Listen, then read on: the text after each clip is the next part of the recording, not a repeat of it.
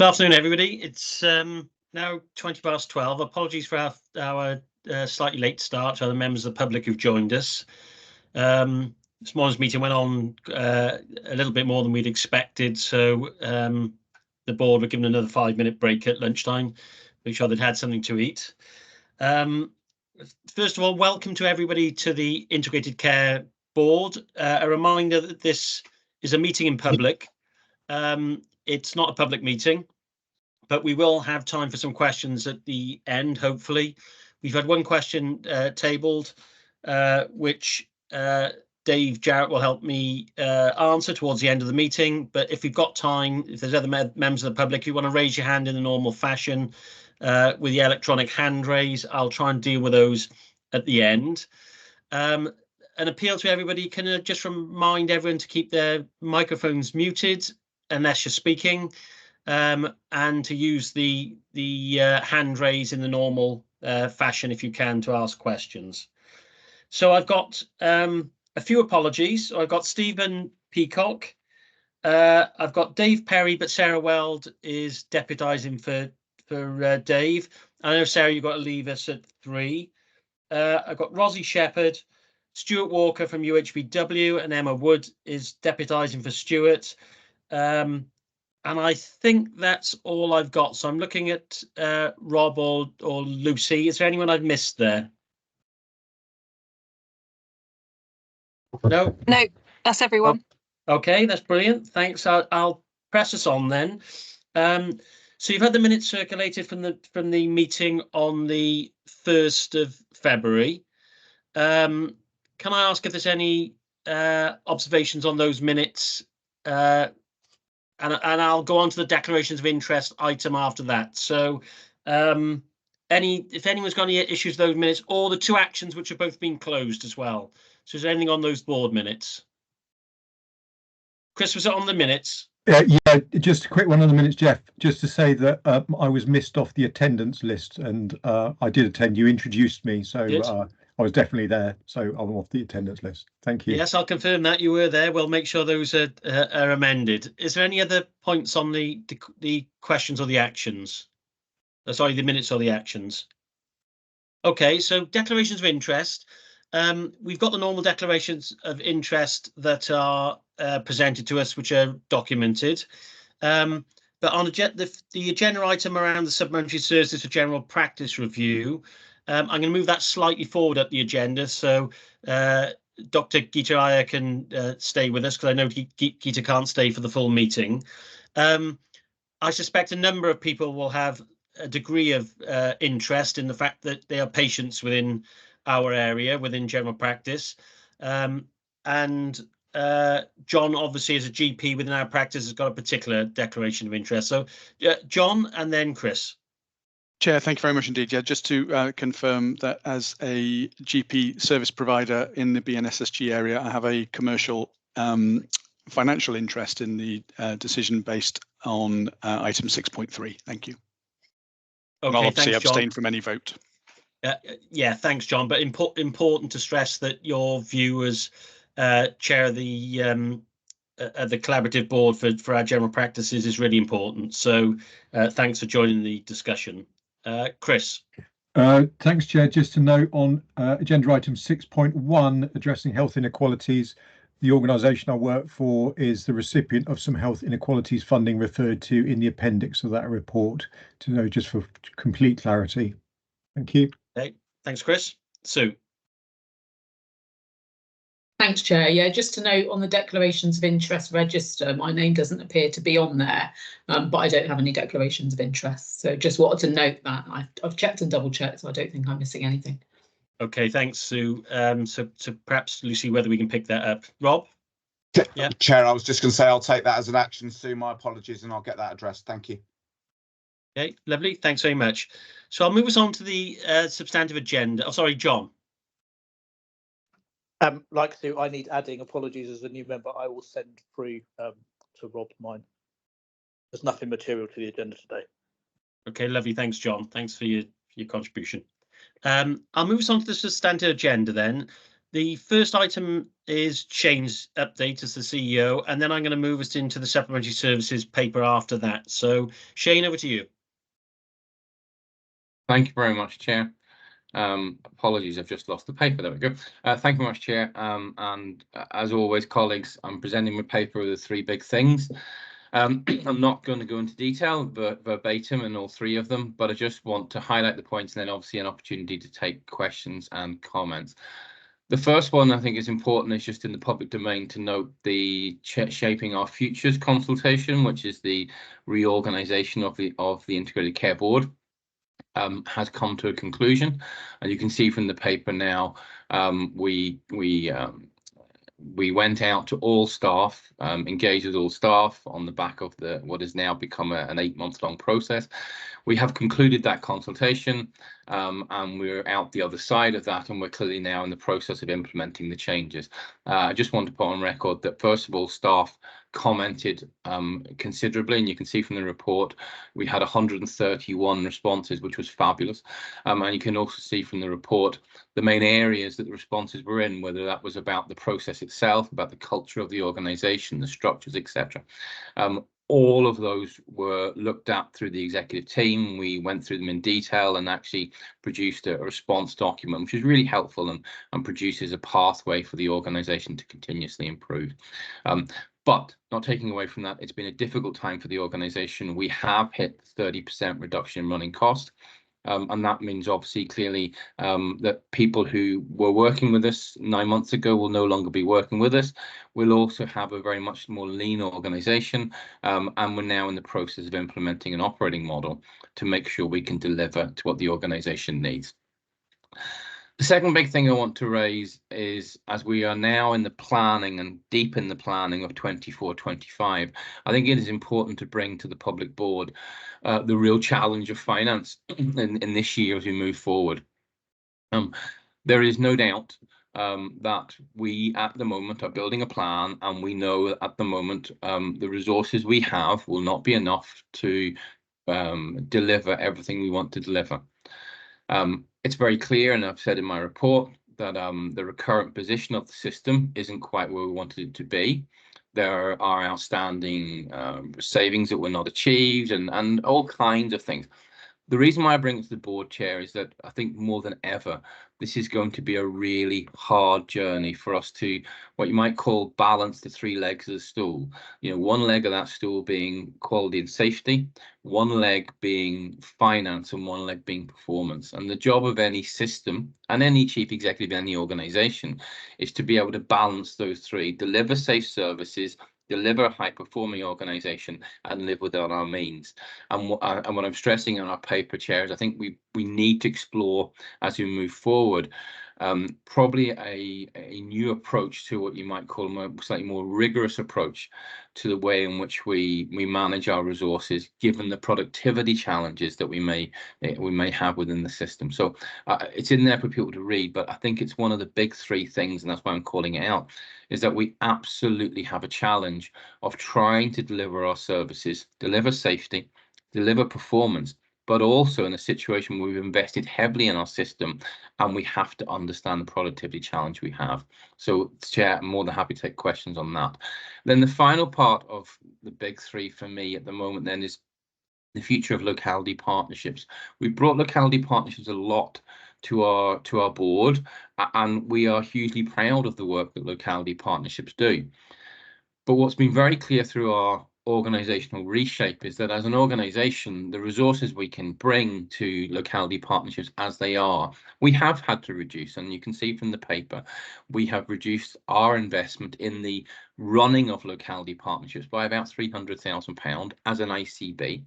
Now, that £300,000 is out of a context of £5 million we've reduced out of the cost of the ICB, but it's still a considerable amount of money. But what it has done is opened up quite a debate about actually, well, how should localities work? Who should be responsible for doing what? And if they're partnerships, how do all partners work together? So what I have agreed with the chair of the ICP, with Councillor Helen Holland, is in fact we would now go, the ICP would now go out to commission a review of what do we want from localities moving forward, what should they look like, how do we resource them, what would their outcomes be, how do we share learning, etc.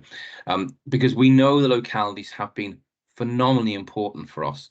They will continue to be really important for us, but are they fit for the future? And I think what's done in our review within the organisation has called out actually how do we resource these things and what are the outcomes we want to get? How are they connected to health and wellbeing boards? How are they connected to this board?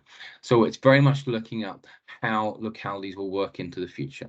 So, say, Chair, the three big things for me this month, as I say, is shaping our future, the financial challenge that we face, and then the future of localities. And I'm very happy to take thoughts, comments, and questions, Chair. Okay, thank you, Shane. Any comments or questions for Shane on his update? Alison. Yes, thanks, Jeff. Thanks, Shane. As always, it's really good to know what's in your head at any given point in time. Just on the localities, I think the partnerships are really important, aren't they? And they've been up and running for a while now. I guess the important thing is around what the scope of the review is, how long it is, whether it looks up and out at best practice or internally at best practice. What's the definition of effectiveness of a locality partnership? And it becomes something that can take localities to that next level of fit for purpose. So is there an indication of timeline that the ICP who've commissioned it would want to have an output that they would then like to implement? Yeah.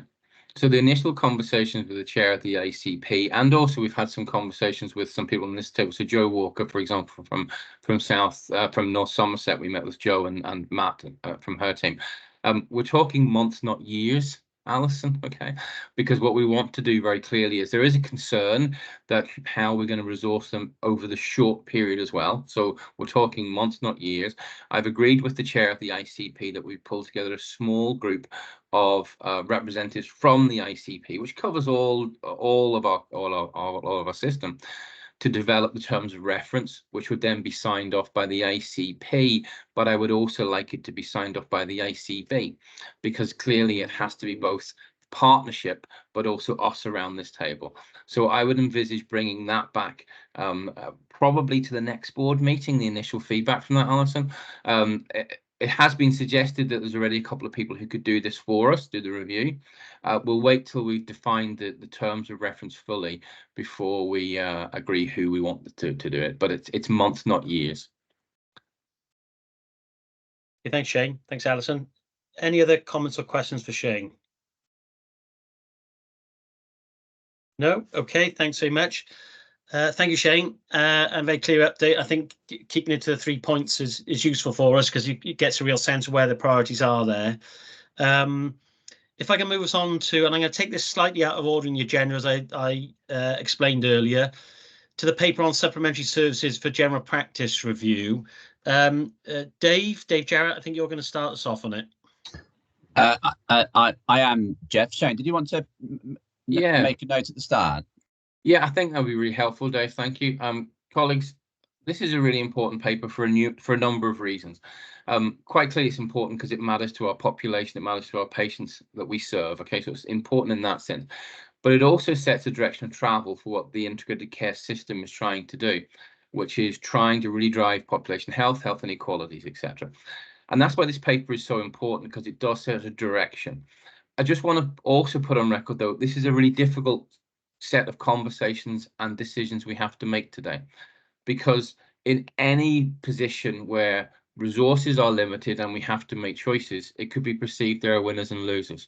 And what I really want to do today is just say, look, this is a difficult conversation, but ultimately it is so important, not just for the outcome of today's conversation, but for the direction of travel for our system, which is how do we make sure we make good decisions in the allocation of resources to make sure that our population gets the best potential outcome. And I just want to put on record before we start this conversation, the thanks to Dave and the team, to OneCare, to GPCB, to everyone who's been involved in defining the process that we are using that has outturned in today. But I do accept that this is, a really difficult conversation. but it's also really important because it sets the tone for future conversations and future directions of our integrated care system. Dave, you're going to give us an understanding of really what the proposal is, very much the journey you've got to this point, and then an opportunity for us to come in and obviously ask questions and to challenge that. Thank you, Shane. And I will keep this introduction as brief as I can, but I do think it's helpful for the board to have some context of the work, but recognising that you have all had the extensive paper and attachments.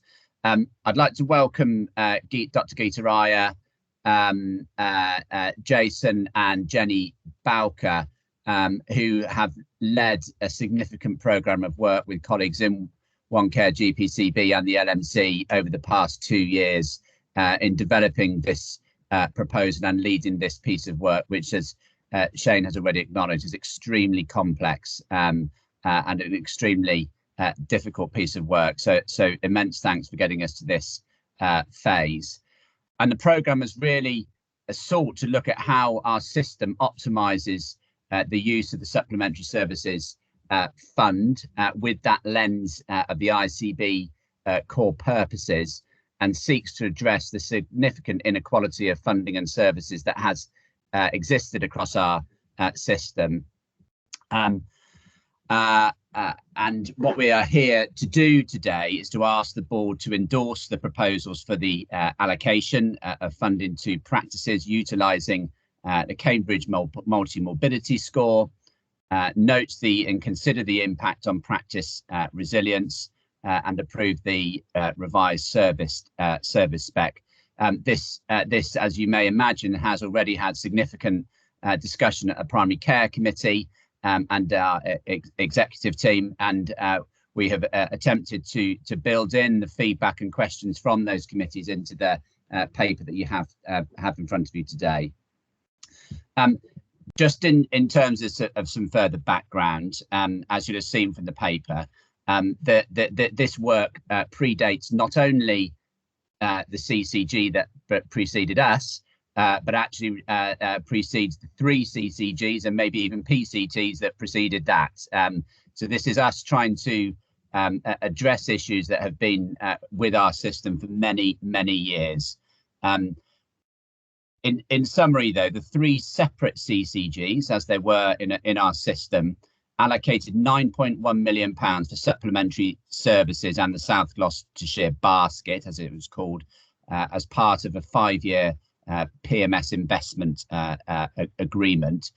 Just for clarity and for those listening, supplementary services are a range of services that are provided through general practice that don't sit within the core contract and represent a critical element of that work. That agreement has concluded, and clearly the previous CCG then sought this programme to be established to work through how best to reinvest this, reinvest the £9.1 million pounds, which, just as the paper notes, just to note, equates to nearly 5% of the total general practice investment. As you'll see from the paper, there was significant variation across the 3 CCGs in the way that this money was allocated and the level of the funding that was allocated to these services, leading to a significant inequality of funding and services provided across our populations. And as I've said, the previous CCG then has sought to set up this programme to address those inequalities. Some of the key principles that were agreed at the outset of the programme and the programme have been working through is that the funding available is a fixed funding envelope, but it is ring-fenced to general practice.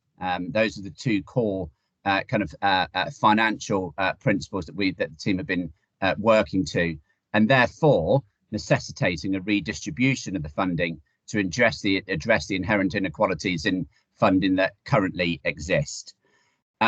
A steering group was established led by Dr. Raya, who's with us, which engaged widely with all key stakeholders as set out in the paper to develop a recommendation, and the proposal is set out. What I'll now do, Chair, if it's okay, I'll just ask Geeta to come in and just talk through the decision that was made about the model that was ultimately chosen and the reasoning behind that model. So welcome, Geeta. Thank you, Dave. And just before I talk through the recommendation to board around the use of the Cambridge Multimorbidity Score, I would really like to commend Dr. Jason Sarfo-Annin, who's with us today, who's a GP and public health doctor, as well as our clinical lead for value and population health, who has worked incredibly hard on this method and this work. So in the paper, I'm sure you'll be able to see that we looked at 4 different methods. I'm not going to go through each of those. There are pros and cons to each of them, and you've been able to read that in the paper. But particularly around the Cambridge Multimorbidity Score, we really wanted to look at a method that would allocate funds in a fairer way and would be more reflective of our population need and obviously of our practice workload as well. The CMS was developed in 2020 to improve upon existing scoring methods around multimorbidity. They had been developed some time ago and they were validated for secondary care data and secondary care coding. The CMS has now been validated in primary care and is based on primary care coding and data, and is more reflective of the fact that care happens outside of hospitals nowadays. It looks at 20 different conditions and it weights them in terms of the impact on primary care presentations, on unplanned admissions and mortality. There is absolutely no perfect way to allocate these funds, but with the Cambridge Multimorbidity Scores, given the relationship between patient complexity and some of the activity in the supplementary services basket, we can better triangulate this and allocate funding and determine expected workload than, say, compared with the Carr-Hill allocation method or using the Health Inequalities Index. We have talked with practices during our engagement over the last 6, 12, 18 months, and this methodology and understanding the Cambridge Multimorbidity Score has been accepted as being a thorough and robust way of looking at population need and practice workload. What we should say is that the CMS method was not developed using data from people under the age of 21. And also it's not an exact match with some of the activity in the basket. When we looked at the data and applied the data to individuals across BNSSG, we were able to then develop a practice score, and we could test some of our assumptions around what that was showing us about our practice populations and what the data was showing us. And I can say that Jason and his team are really confident in that data and the methodology that we've used. We were also able to correlate the scores for practices against levels of deprivation so that we know that they track together, so that the more deprived a practice population, the higher that practice's score is. Of the 4 options considered, it best balances the aims of recognising deprivation and that fairer funding allocation method. Some of the other options that we looked at show far greater swings of allocations, and therefore would be far more testing of a practice's resilience. And for example, the Health Inequalities Index did this when we applied it against our practice populations. So I think that's all I wanted to say, Dave. So I'll just hand back to you now, if that's okay. Thank you, Geeta. So Jeff, just a moment longer from me, if that's okay. So we do recognise that this decision comes at a challenging time for general practice, who are managing the impact of inflation and contractual issues and significant workforce and workload challenges. And clearly, the ICB will need to continue to work with general practice to ensure that we can maintain and support resilience across all of our practices. And an element of that is that we're proposing a 3-year transition of this redistribution of funds as detailed in the paper.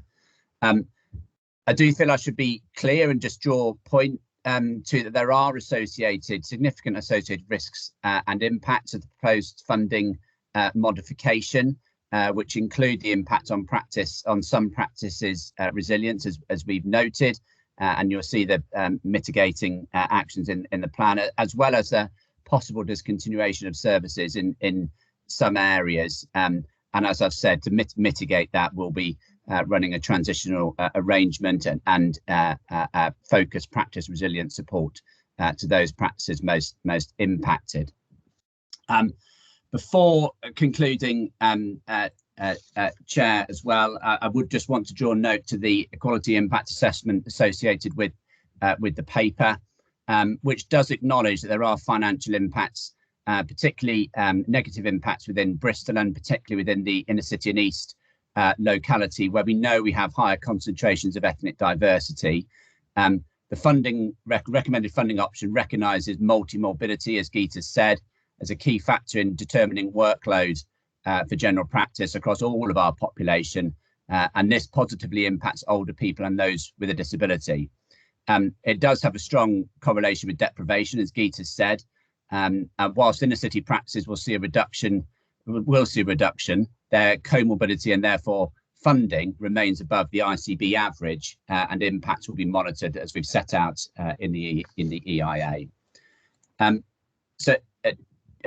Chair, I hope that's a helpful background summary and drawing out some of those key points. We are here to seek board approval for the recommendations, but noting the impact and support available.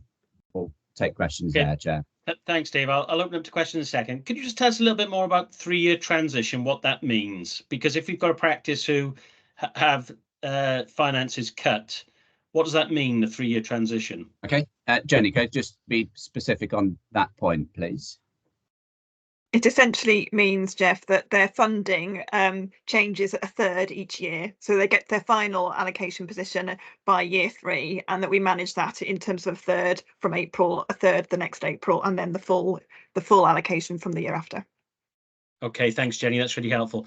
And then one other question to Mark Cook. I can't see Mark on my screen, but I know he's with us. Mark, as our director for our area for NHS England, are you able to help us at all with whether other ICBs, either in our area or elsewhere, have tackled this, and what maybe not what the response is, but what sort of action they've taken? I don't know whether you can help us or not. Thank you, Chair. For those that don't know me, Mark Cook, yes, I'm from the region, part of NHS England, South West region.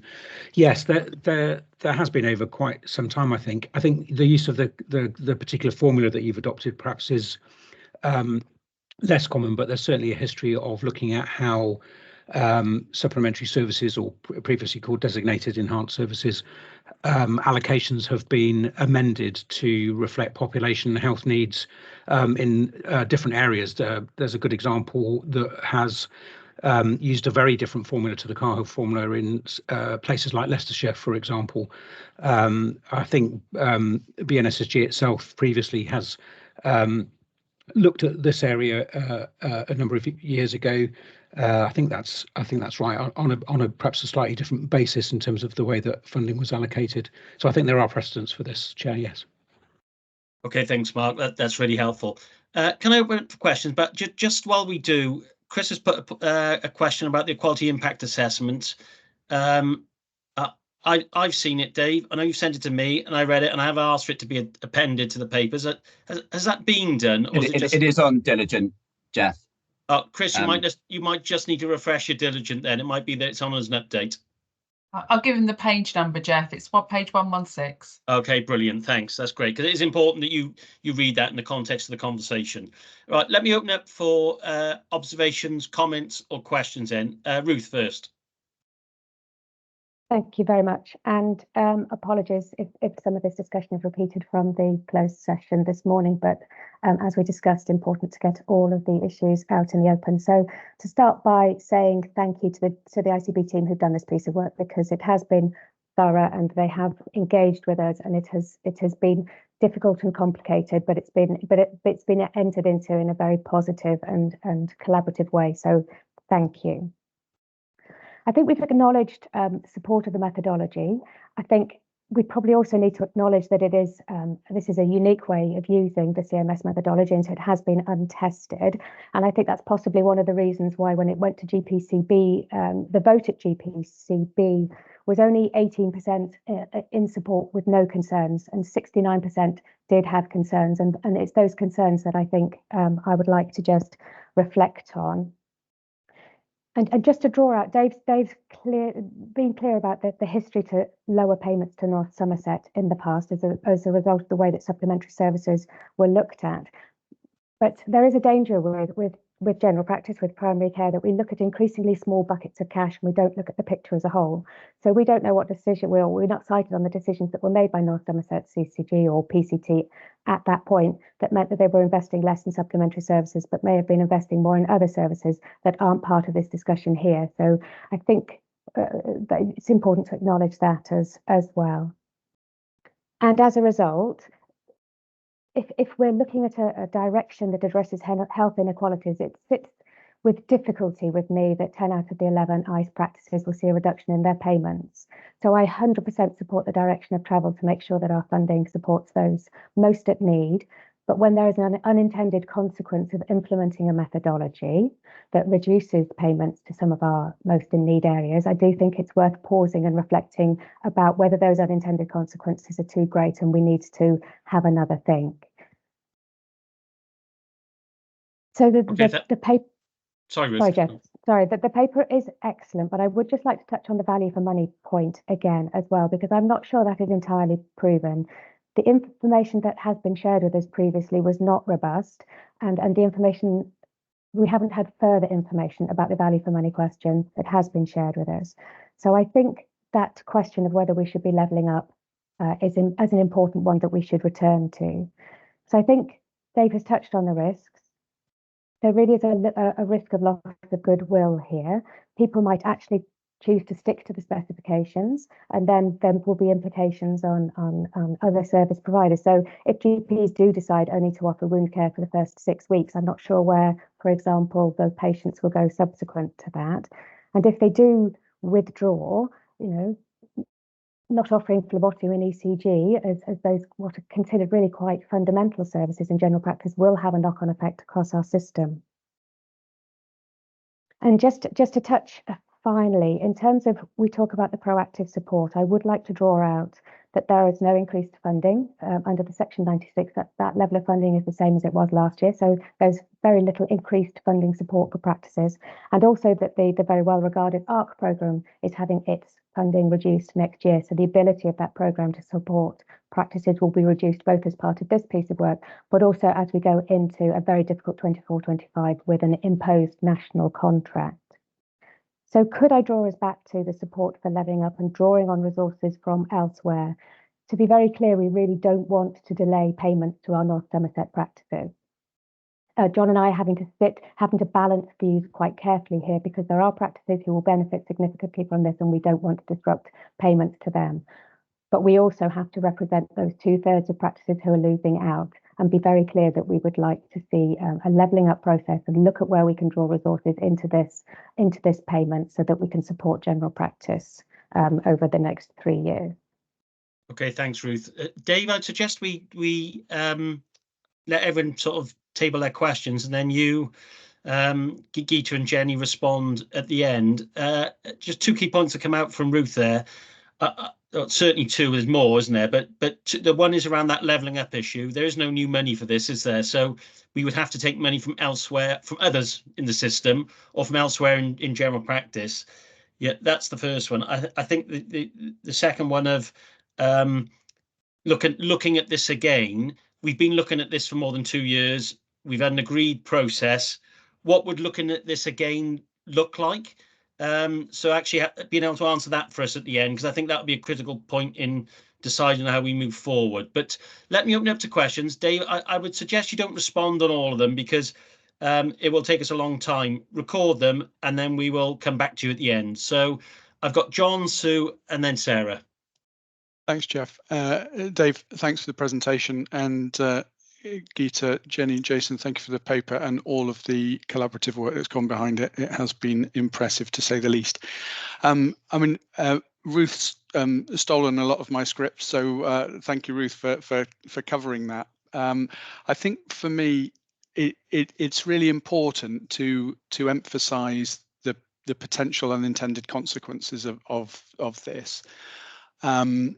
It is fair to say that there are net gainers and net losers in this, and certainly representing the views of North Somerset practices, they would be keen for this to be implemented and to go ahead as quickly as possible.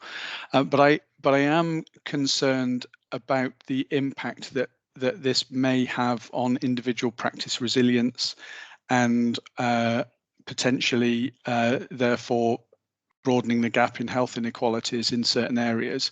Just to contextualise this, it's my own practice, so I'm not breaching any financial confidentiality, but my practice will stand to be just over £30,000 worse off as a consequence. So we will have to find some way of meeting that reduction in finance within the practice.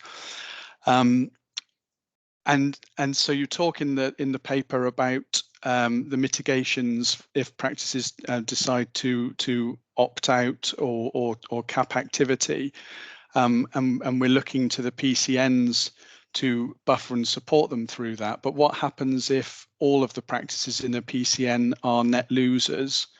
How do we then mitigate that, particularly mindful of the fact that some of the net losers are in some of the more deprived areas of our wider BNSSG footprint. So that was my basic sort of question really in terms of how those mitigations will actually work in practice, because it may not be as straightforward as we anticipate here. And what are the consequences to practice resilience if they then look to find savings elsewhere in other things that aren't necessarily easily directly contracted for? Thanks, John. Sue? Thanks, Jeff. Yeah, I guess it was building on a point that you made earlier, Jeff, and firstly to say thank you for the really comprehensive paper, and I can see what a difficult kind of piece of work it's been and tackled really comprehensively. I guess just thinking about what Jeff was saying earlier, I guess my question is around particularly in relation to unintended consequences and whether or not if it leads to a reduction in service in some areas where that might simply just push cost into other parts of the system. And I guess that leads to the question of, are we satisfied, I guess, that we're allocating funding across primary, community and our acute sector in the correct way, recognising that, you know, it is a very difficult financial landscape, and that there isn't a bottomless pit of money, so we have to use what we have in the right way. Thanks, Sue. That's really helpful. Sarah? Yeah, I think I was just going to come in, Jeff, just to add a little bit more about the financial context, because, you know, primary care, basically there is a core primary care allocation that is fully allocated to primary care. Then we have a core allocation that comes in, which there is an element that goes to primary care. Sort of overall as a system, we know we will exit this year with over 100,000 of underlying deficit. So we're spending about over 100,000 more than we recurrently than we get in each year. So it is a really tough financial context. We have a medium-term plan to address that, and within that we're protecting all of primary care, so we're not expecting primary care to contribute to that reduction at all. But this is where it becomes very challenging, doesn't it? Because if we're going to make progress on addressing inequalities, then it is about reallocation of resources, not additional, because there just isn't further investment at this point. We know the medium-term financial plan, basically, it's not until about year 27-28 that we have unallocated growth funding. So pushing this issue down the road isn't just a one-year issue, it's a couple of years issue. So I just think that's important context for the board when they're making their decision. Thanks, Sarah. That's really helpful. Sarah? Thanks, Jeff. And actually, my point was very much in line with Sarah and Sue's, just about this is clearly about one part of primary care funding, but it is pushing us into that much more mature conversation about how do we allocate resources. And if we are going to work in line with our ICS strategy, we must be thinking about how do we allocate in the longer term funding towards prevention and community and primary care, because otherwise we'll continue to see the challenges at the other end of the spectrum in acute services. Okay, thanks, Sarah. Deb? It was just a little point on the fact that what we're trying to move to here, and Dave, it's just about checking this. We're trying to move to an approach that moves away from the geography-based allocation of the Carr-Hill approach, which has been around for many, many, many years, into a individual needs-led approach and allocations aligned to that, because that's where the detail of the Cambridge multi-morbidity score actually goes down into the detail. And it's just that balance of, by not making a decision, we're also making a decision that we are staying with the status quo, that there could be some significantly hidden health inequalities in that space, not undermining the points that colleagues have made about the mitigation and the impacts on practices, but there is something about the population and what that decision leads us to, because both ways have challenge, and it's just about helping us, Dave, to kind of reflect that balance. Thanks. Thanks, Deb. Alison? Thanks, Jeff. Well done, Dave, Geeta, Jenny, and Jason, for getting it to this point. This is not easy, and this is why we're here around the table, isn't it? I think colleagues have raised some of the questions I had, but I had a couple, because with any proposal there will be people who gain and people who lose. With this one, I really am keen to understand the strength of the mitigations. Ruth has said that actually the funding for the ARC programme, which when it's used, I know it's very well thought of, is being reduced. So is there capacity there for that?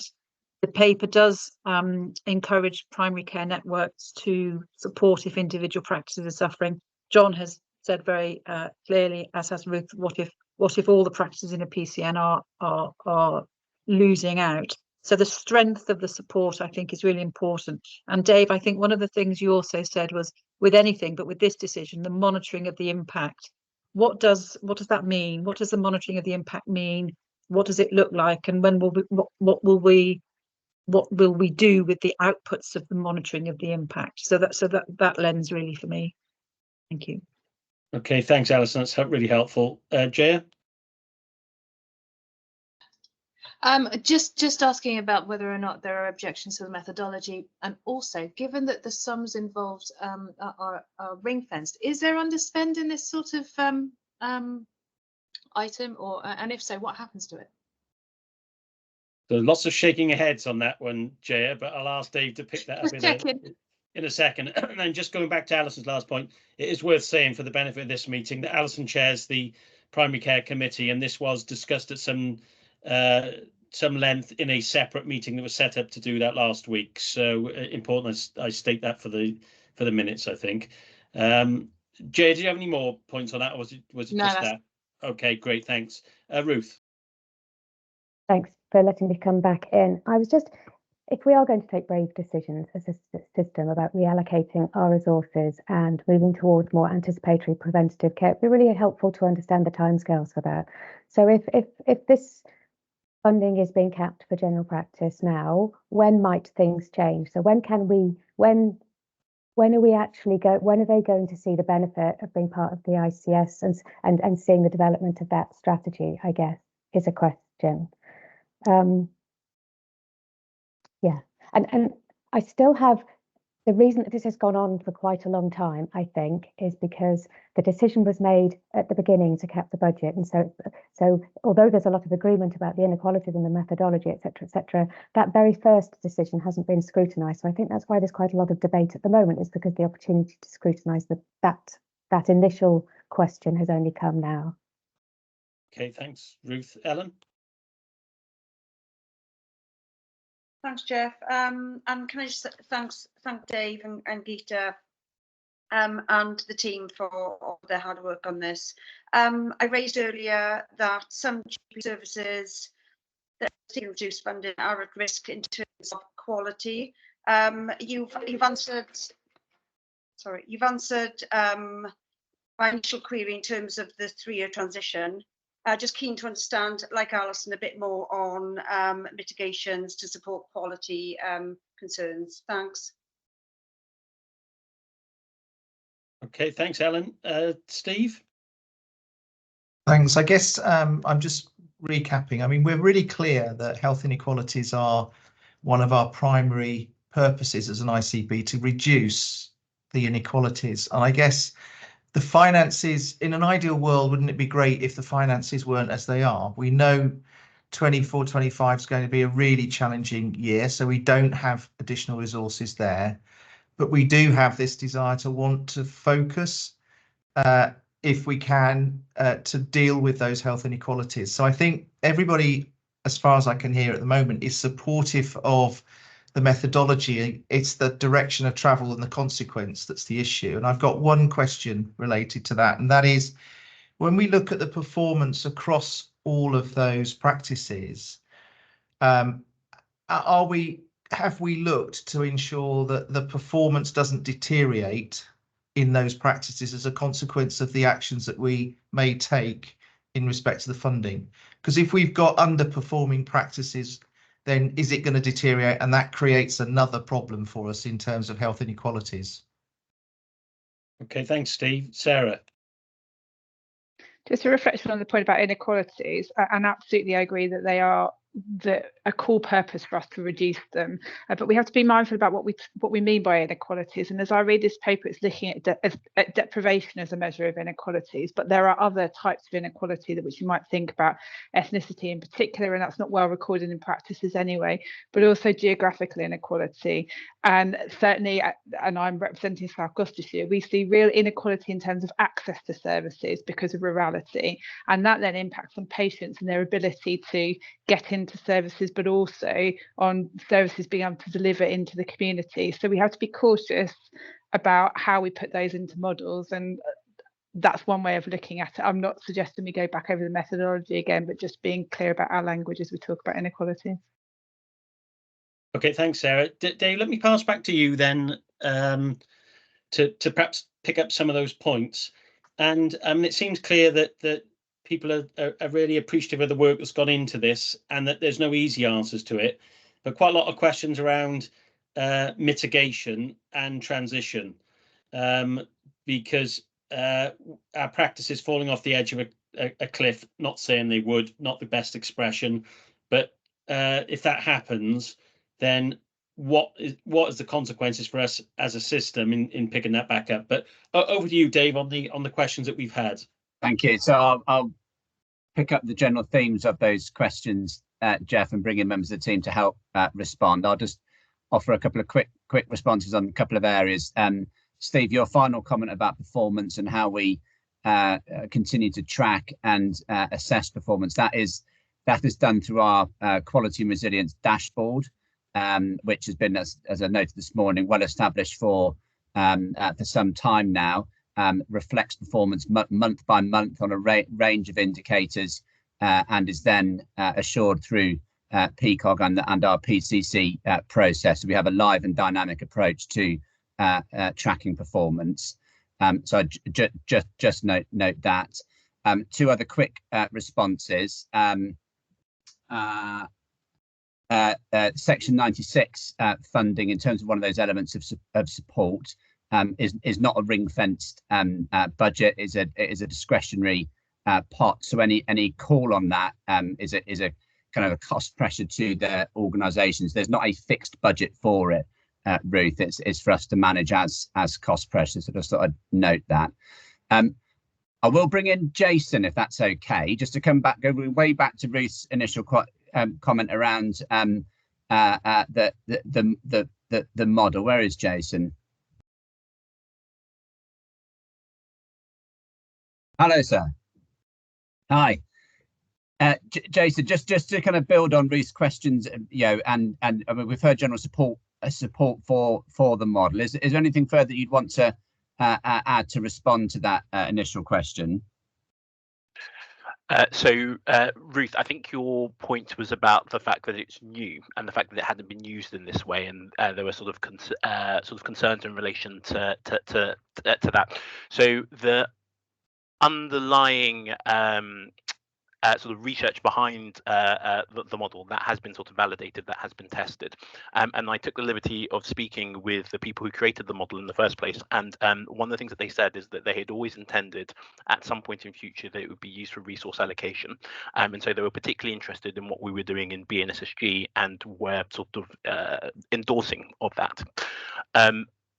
As with any model, there are going to be sort of imperfections, many of which have been laid out in the paper. I'm sort of not going to go over them, but as a mechanism of being able to look within a geography and to be able to compare practices within a geography, I think that this approach is sort of pretty robust. It's obviously something that we will be continuing to look at and to sort of refine and sort of improve as time goes on, especially in relation to the fact that as things currently stand, you cannot use the model for or you cannot reliably use the model for children, for example. So in the context of supplementary services, LES, that wasn't particularly important, but if you're going to use this for sort of other pieces of work, that's something that we're going to need to overcome. Jason, thank you. In terms of the next kind of group of questions, let's go. Sorry, I'm not very good with chat and calls. Apologies. In terms of the group of questions around practice impact and mitigations, Jenny, could I ask you just to come back in around the ARC programme and potential for PCN support? And then potential impact on other services? Yes, so in terms of the ARC programme, we have been supporting that through strategic development funding. We know the full cost of that has not been met through strategic development funding. We've had other funds to be able to fund the total envelope. So there is a decision to be made about prioritisation of the ARC programme in terms of covering its full costs in the next year, and that's something that we need to discuss with GPCB. But we do recognise, as an ICB, we recognise the value of that programme. It is incredibly helpful to practices and has done really great work in supporting practice resilience. Section 96 support, also, Ruth, you've put a question in the chat about that. So yes, it is a cost pressure to the ICB, Section 96, it's discretionary funding. When practices meet the criteria, however, we approve it. So we haven't turned down any applications where their criteria have not been met. So that is supported. And in terms of PCN support, that was another question that came out. So our aim is that all practices offer these services. If we have a situation where a practice cannot offer or chooses not to offer it, then we would look to PCN and potentially wider support. Where a PCN is impacted across, I think that PCN will need to look at whether potentially they could, where there are economies of scale, that it could still be viable at PCN level. And we will have to ask the question in terms of other providers who would come forward, other practices or PCNs who would come forward to support it. And we do need to also acknowledge and recognise that North Somerset have been providing the services at a lower value.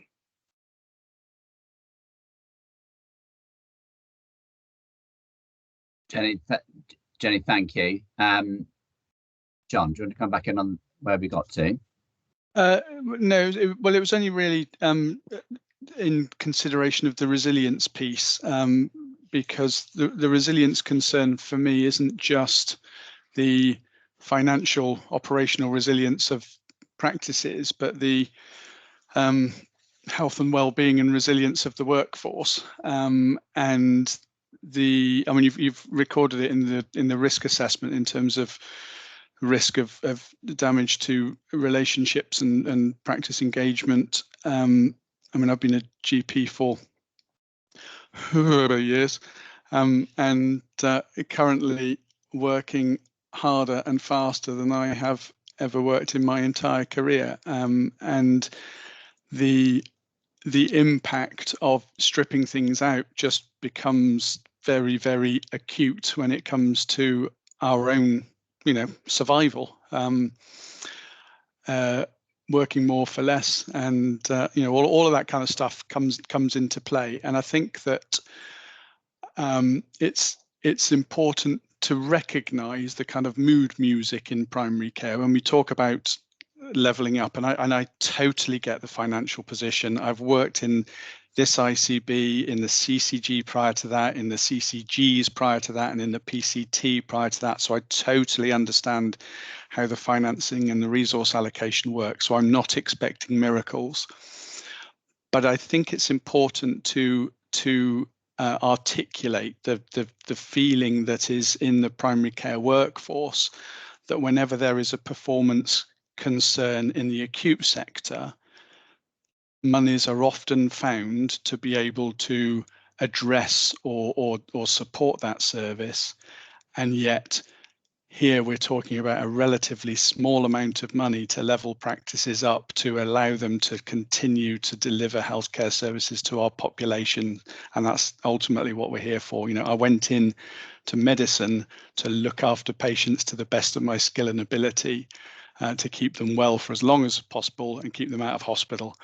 And all of these squeezes impact upon our ability to deliver that, and it just has a massive impact on the morale for many of our service providers working hard and fast in general practice, that the consequences of this small decision can be far-reaching. It wouldn't be fair of me not to say it to represent my GP colleagues, so I have, and I will park that and be quiet now, but thank you. John, thank you. Jeff, I think in those questions we picked up. I hope we picked up the general themes in response to those questions. There were some further points that were clearly made, but I hope we captured those key themes of clarity of the approach of the model, practice impact, and support to practices, performance monitoring, and clarification of the support required in terms of Section 96 and the ARC programme. Okay, Jeff, thanks, I think so before I ask for people's views, and I'll go on to that in a second, just 3 key points that I think have emerged. Both John and Ruth have asked that question about levelling up, and that amount of money. What I'm hearing is there is no new money, but is that something by way of mitigation? I'm looking at Sarah, really, that would be considered down the line, or is it absolutely non-negotiable? That's the first one. The second one is what I've heard, that if we do nothing, we're kicking the can down the road 2 or 3 years, what Sarah said, and that is not why we've been established as an ICB. So we shouldn't avoid making decisions, whatever that decision is. And then the final one, just for me, is around have we unearthed all of the unintended consequences? So John has talked about a lot, Ruth has talked about a lot, but so are other people. And are we happy that we've captured all of the unintended consequences, that something doesn't pop up that we should have considered, and the mitigation for that, which might not be resolving it, but it might be that even if we're just aware of it, what we've considered and why we're doing it. So Sarah, probably best to go to you unless Dave wants to pick those couple of points up, and then I'm going to open up to the room on what people feel.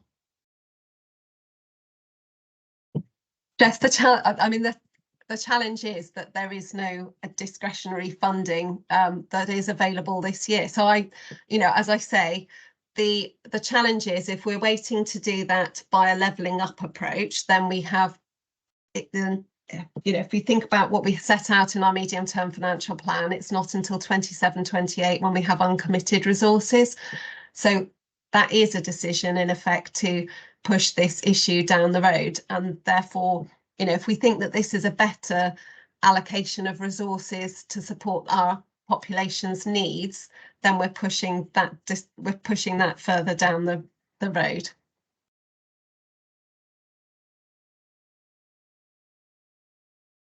You're on mute, Jeff. My point on unintended consequences, that Dave, is probably for you, and perhaps John and Ruth. Are we happy we've captured all the potential risks there that we think we should have? I mean, there may be more that pop up, or is there any more that we should consider as a board before we try and take a decision on this? Jeff, with that, I will bring Geeta in again, if that's okay. Who has led this program and has tried to unearth as many of the unintended consequences as we can possibly flag, and obviously it works in general practice. So Geeta, if I just ask you to make that final point on that one. Thanks, Dave. Thank you, Dave.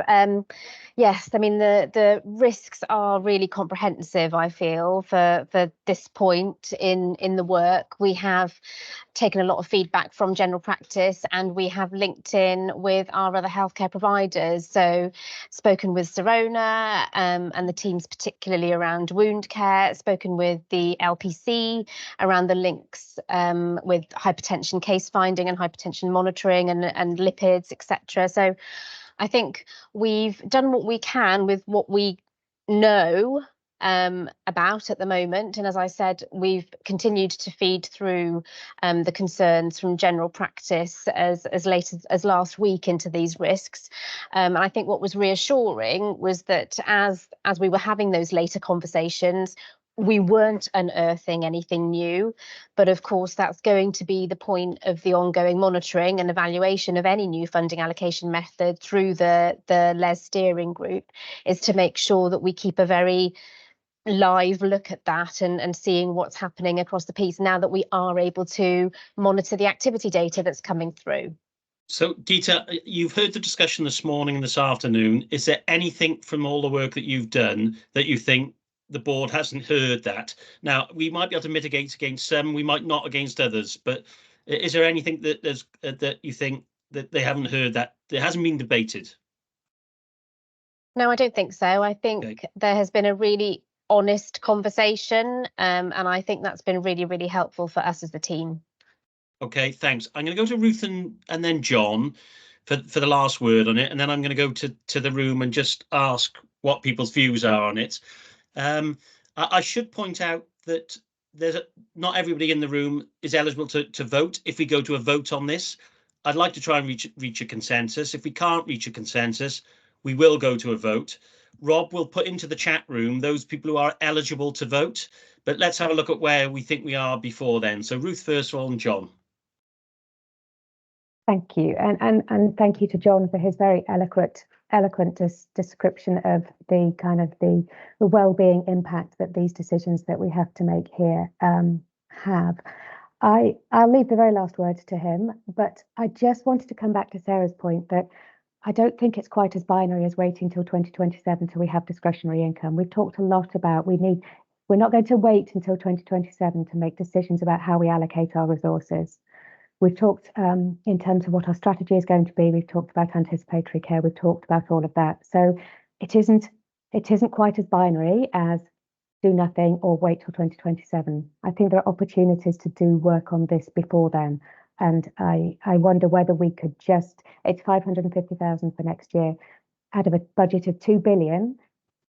It feels not quite inconsequential, but it feels as though maybe we could find that money somewhere across our system. Thanks, Ruth. And I think with all of these things, we should never close a debate down completely. We should always be talking about these things. So I think that point's well made. John? Yeah, thank you. I'm not going to say anything particularly sagacious. It was just around the risks and mitigations.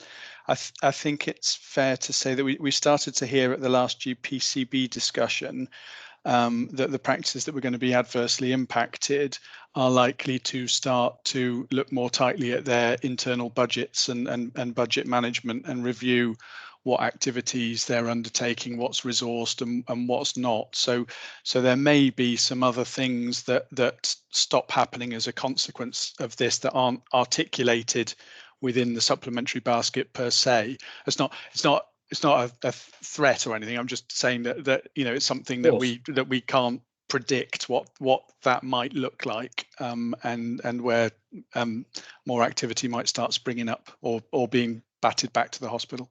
No, John, I think the point's well made. What we shouldn't do is be looking at this with our hands over our eyes. We should recognise there are significant risks, and if we take a decision that incorporates that, then we do that with our eyes wide open. But okay.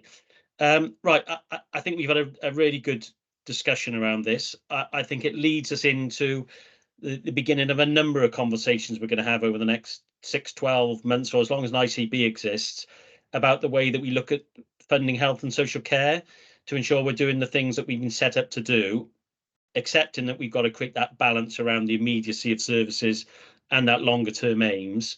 Can I ask, just a show of hands for those people who are on at the board today that wouldn't support the recommendations as they stand? Whether or not you're a voting member, I'm not that interested at that stage, but who would not support what's being proposed? Well, I'm completely abstaining either way because I'm not allowed to say. Okay, thanks, John. Chair, I think that's the right thing that John's put that forward, so thank you. Yeah, thanks. Anybody else?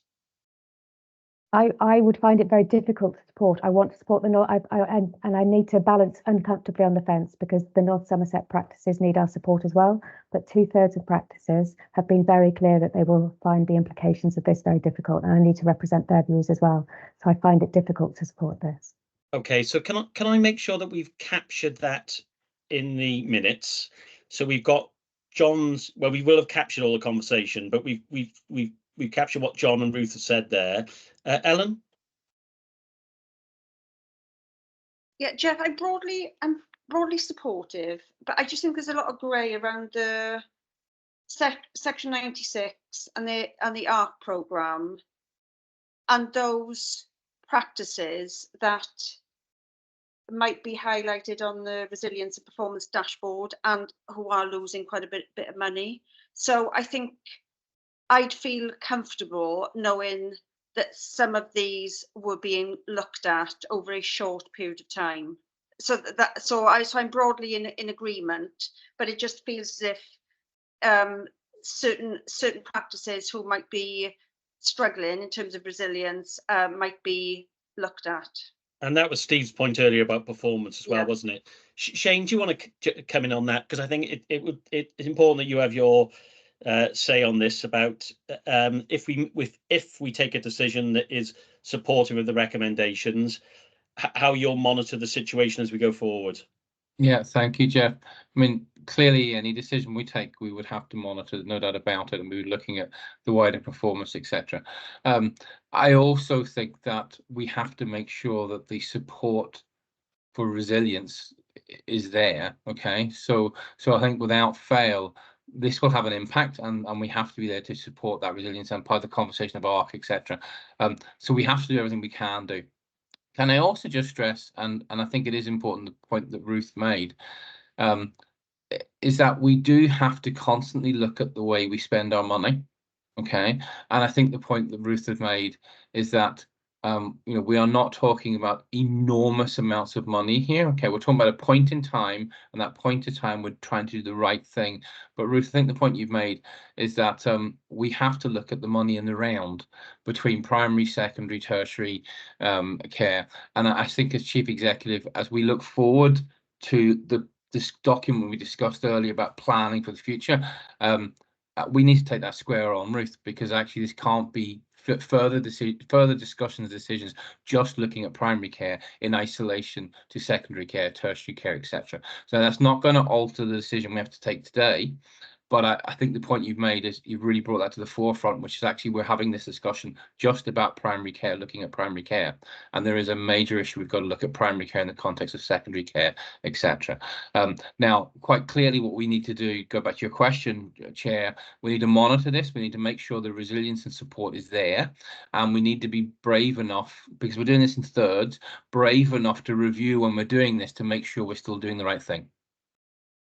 And Shane, I think it goes back to Sarah's paper this morning about where we're heading. Correct. And how all these pieces of the jigsaw fit together, because otherwise this feels very unfair to one element of our healthcare provision if we're just dealing with that and not dealing with the whole picture. So I know I'm saying what people know anyway, but if you look in the last 2 or 3 board meetings, we are now starting to have those conversations which are much more difficult about where the money goes. And that's going to continue. So I think if you're not here and not voting You know, because it is important to say where we deputise people here, you're not entitled to a vote. So when we have a conversation about finances, if you're a deputy that's here, you can't vote.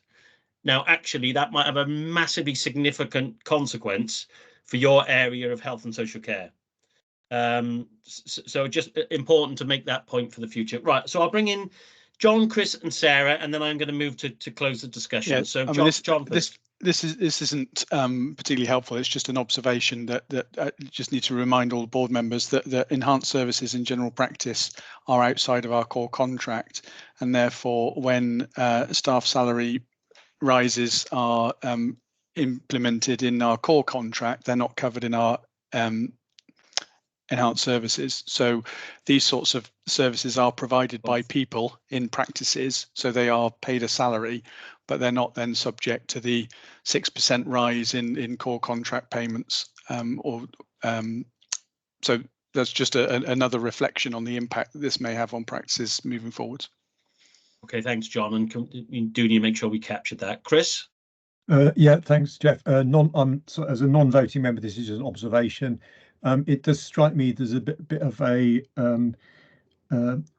the conversation we had this morning about increased attendance at emergency departments and needing to address that as a matter of urgency to get numbers down. This could actually have a completely opposite impact on ED attendance, because if people can't see their GP for services, then they will just rock up at ED. And I just wonder whether that sort of, again, an unintended consequence of this is actually impacting on other parts of our system. So it's an observation about that. Thanks. Yeah, again, a point well made. Sarah? Reflection consciously before we make a decision that monitoring the impact of this will be hugely important. And going back to Jason's point about having spoken to the researchers, this has prompted such a significant debate that if we're using this model, we should be reflecting on that and publishing it actually, so that other systems can learn from the discussion we've had about the use of this model.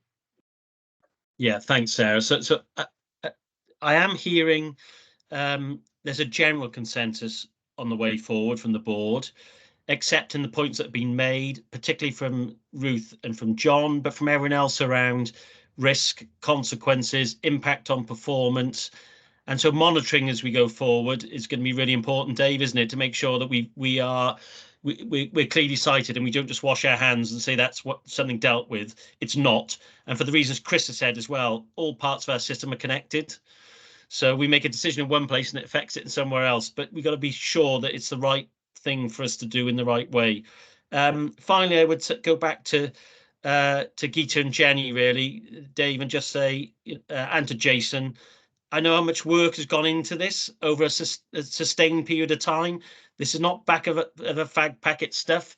However, there's no easy way of reaching decisions around it. So I don't think we need to go to a vote around it. I think there's a general consensus.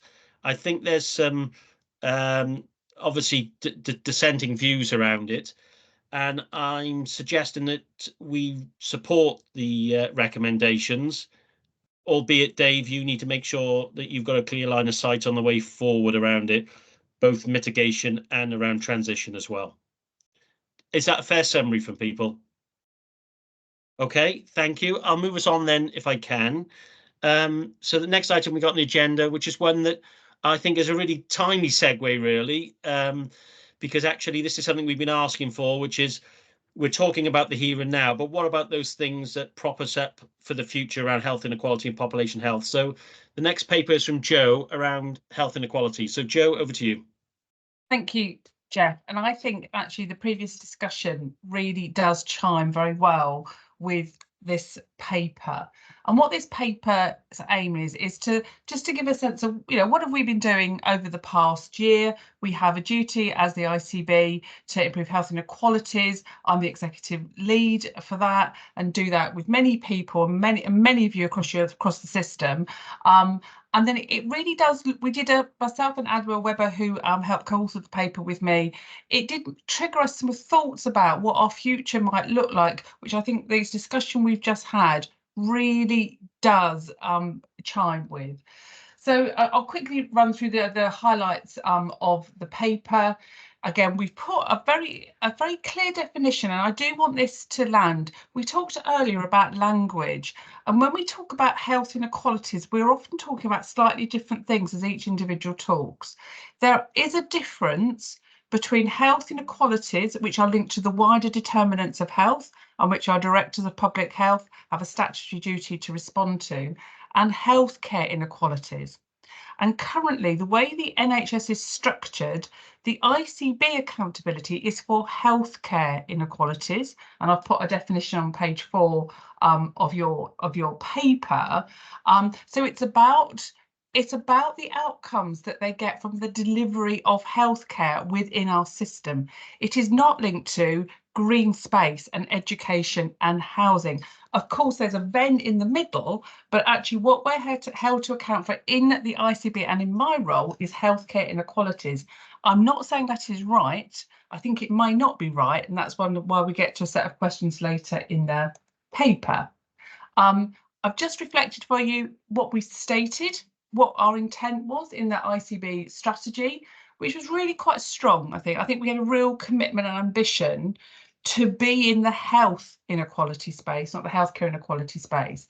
And as I wrote this paper, and as I reviewed the long-term plan, the NHSE monitoring framework, again, all of which is referenced in your paper, I realised what I've been doing all year and what we've been doing is it's healthcare inequalities. And actually the discussion about health inequalities, we keep conflating and missing. And I think we might be confusing one another and believing we're doing something when actually maybe we're not. So I've told you how we've used the small bit of discretionary funding that was given to me in my budget. That was given to support migrant health and refugee health, which was an urgent need, which was approved by the board about a year ago now, I think. And then gave just over £1 million to the locality partnerships to use at their discretion over a 3-year period.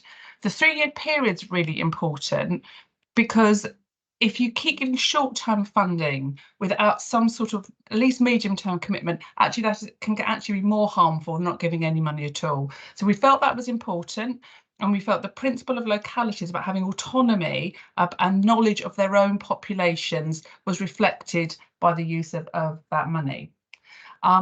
We have a NHSE template that we need to complete by September for the annual report, and we've agreed across the system, all the providers in the system, that we're going to do this together. But it does look at what our metrics are for healthcare inequalities, and it will show gaps. And so the bit of sort of money that's left, the retained balance money that's in your paper, my plan would be to, as we start to look at healthcare inequality gap, we've got a little bit of funding for next year to target and improve that. The joint forward plan, I think you saw earlier from Sarah's paper, has had a real focus on health inequalities. But if you look at what the joint forward plan is stating, it's actually quite narrow and boundaried. It's not talking about systemic inequalities, which is actually at odds with what we said in our stated strategy. So we just did a little bit about what our other provider teams are doing, how really the role of the ICB has been to encourage, keep a focus, collate, and we've been doing that. But the question that I come to really at the end of the paper is that enough, everyone? Is that what you want the ICB to do? Going back to Shane's change of the ICB and our core purpose around catalysing change, quality control within the health inequalities agenda, where do we sit? And it won't be discussed today, but I think it is worth starting just to think about this as a group. Do we think the way we're doing that is sufficient to tackle the systemic, structural, historical inequalities that we talk about in our strategy? I think we need to have a think about that. Have we got enough focus on actions in the present to get the basics right? ADWA in particular, be very articulate. We know that we've had problems with interpreting services for many of our populations from different cultural backgrounds. What are we doing together to get this right, to get it to work for people? Because we hear about it all the time, and it's all piecemeal. It's not being systematized as a way of improving that experience. Do we Do we look at impact tools? Are we as leaders holding our teams to account? And the reason I say that, doing equality impact assessments is always a last minute thought. It's not done at the beginning. It doesn't drive the direction of the programme. At least that's my experience of it. And even if we just started to be really robust as leaders on equality impact assessment tools, we might find we have a better outcome than we do currently. And really, are we giving our staff the tools? The fact that I realised that I conflate my language, that I wasn't clear the difference between health inequalities and healthcare inequalities. The fact, even in this conversation today, I've heard us all conflate them. If we're doing that, and I think we are experienced, trained, educated leaders in this space, have we done enough to get the basics for our staff? So that's the questions I pose about healthcare inequalities. And then on the final paper is, what is the role of the ICP around the health inequalities agenda, guiding the ICB, us as a group of system partners, to actually say how this work should be done, and for us to be the sort of the responder to that ambition and the wish from our ICP partners in particular. So that's what the paper says. And the last thing I'll do, a little star diagram, which I've really been quite taken to, is because we've all got different roles in this, being very clear when we're leaders in the space, when we're partners with others in the space, and when we're advocates in the space. Because again, we keep talking about, of course, health and local authority, we haven't got a huge amount of time and resource. We need to work efficiently with one another. And just being very, very clear about that, and allowing the trusted assessor model to happen, that if our local authority partners are leading on something, we don't need to redo it in-house. We trust their assessment, we trust their recommendations. We actually act as integrated partners. That might lead us to sharing staff and leading budgets as trust builds amongst us. So there's something really key here. And I think Jeff mentioned slightly about what is our ambition towards integration. I think, Shane, you said it, not collaboration. So many things that have been discussed earlier sort of landed in this paper. So I've done it purposefully to update you about the work for this year, but also to be slightly provocative. And I hope it stimulates some thinking and some debate. Thank you, Jeff. Thanks, Joe. And you know, we talked about this from the start. I think bringing a paper to the board and giving it some structure is really good. I think the fact that you've posed us questions rather than trying to give us answers is also very helpful at this stage, because actually you could come and say, this is the recommendations, is what we should be doing, and the contribution of this room might point us in a different direction. Then finally, before I open up to questions, sorry, remiss of me not to say hello to Adoa. Hello, nice to see you again as always, and welcome, and thanks for your support on this paper, because it is pivotal to the way we operate as an integrated care board. So you've had the paper, you've listened to Joe's introduction around it. Any comments or questions from board members?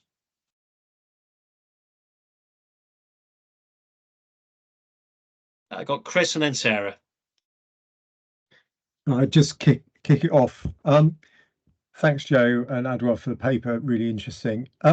I just wonder where the sort of the two different descriptions between healthcare and health exist. Jeff just described us as an integrated care board. I think that's an integrated care partnership. There's something for me about, actually, if we just deal with healthcare equity, we're actually missing out a whole chunk of actual activity which impacts on people's lives. I mean, one of the questions I was going to raise was about transport, because actually transport isn't about it's about accessing services, which actually is part of a wider determinants of health. But actually, if you can't get people to your health care, then actually kind of what's the point? So I'm slightly struggling still with the distinction between the two, and I'm going to stop. I'll probably come back later, but I just want to put that back out there. Adoa, did you want to come in on that point? Yeah, I think my answer to that, Chris, is that it's not that all the activities don't have to happen. All those activities do happen. But if a healthcare provider does work with its patients, the potential patients, and I'll give you a really good example. Transport came up as a real issue with the two acute trusts work on did not attend for cardiology. Yeah. So if a healthcare provider notices that a certain cohort of people aren't coming to their services, the reason for that might be something that's outside of their gift. And therefore, that's where the advocacy and the collaboration and the integration works, by talking to local authority, transport providers, to say, we've noticed that there is this problem that's external to us, but we need to solve it in such that people do have good access to us. So it's not like the activities don't happen, but going back to Joe's STAR model, it's okay, so who's leading on, who's identifying the problem, and then who needs to be involved in addressing that problem. So I think the distinction in some ways is helpful, just based on my experience of, we quite often use that terminology about 80% of it is wider determinants, 20% is healthcare, but actually that 20% is still really important. So it's important that we do have robust activities around that 20%, but we do have to work as a partnership to address the other 80%. Thanks, Ado. And I think Joe's challenge around the role of the ICP is a good one, because we do sort of position conversations there in this space, which perhaps we don't in the same way at the ICB. So that does create a real opportunity for us, because there's so many things, isn't there, which contributes to that wider conversation. We talked about knife crime earlier, perfect example. Sarah? Thanks, Jeff. My point really builds on Adwa's. It's not an either or, is it? But there are some things which the NHS must do, because if the NHS doesn't do it, then no one will. So if you look at the Core 20+5 and those interventions, in order to improve access to maternity services, that has to be an NHS action. And it's not just about, it's not the ICB, it's our individual organisations as well. And then the wider determinants of health, I think the guidance is quite clear about the role of the ICP, and particularly the integrated care strategy, in terms of that being the forum whereby we are working together to improve public's health and well-being and reduce health inequalities. And it's quite prescriptive in that guidance. I'll pop it in the chat for those who are following the chat. And so we do have the ICP, and also the health and wellbeing boards are the crucial mechanism whereby every one of us is sat around the table at a local level, thinking about how do we take action with our communities to address those things which we've talked about.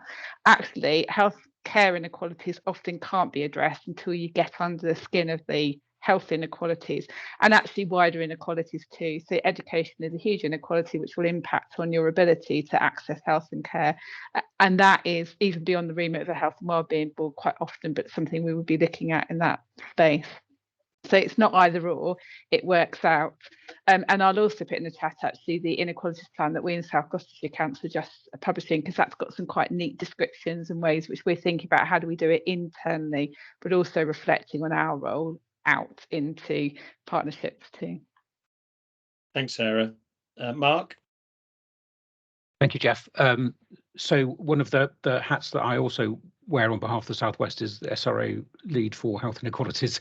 So music to my ears, Joe, your paper, and just to call out to Adoa and all the brilliant work that she's been doing behind the scenes on this area. She's often in the meetings that I've been involved with, and I know what a massive contribution this ICB is making towards reducing health inequalities. So I just wanted to acknowledge that up front. It's really great to hear the defining of the definition between health care inequalities and broader health inequalities, because it is really confusing, and it is quite a grey area. It is a Venn diagram of what the NHS can offer in terms of reducing inequalities, both in terms of access and outcomes of healthcare.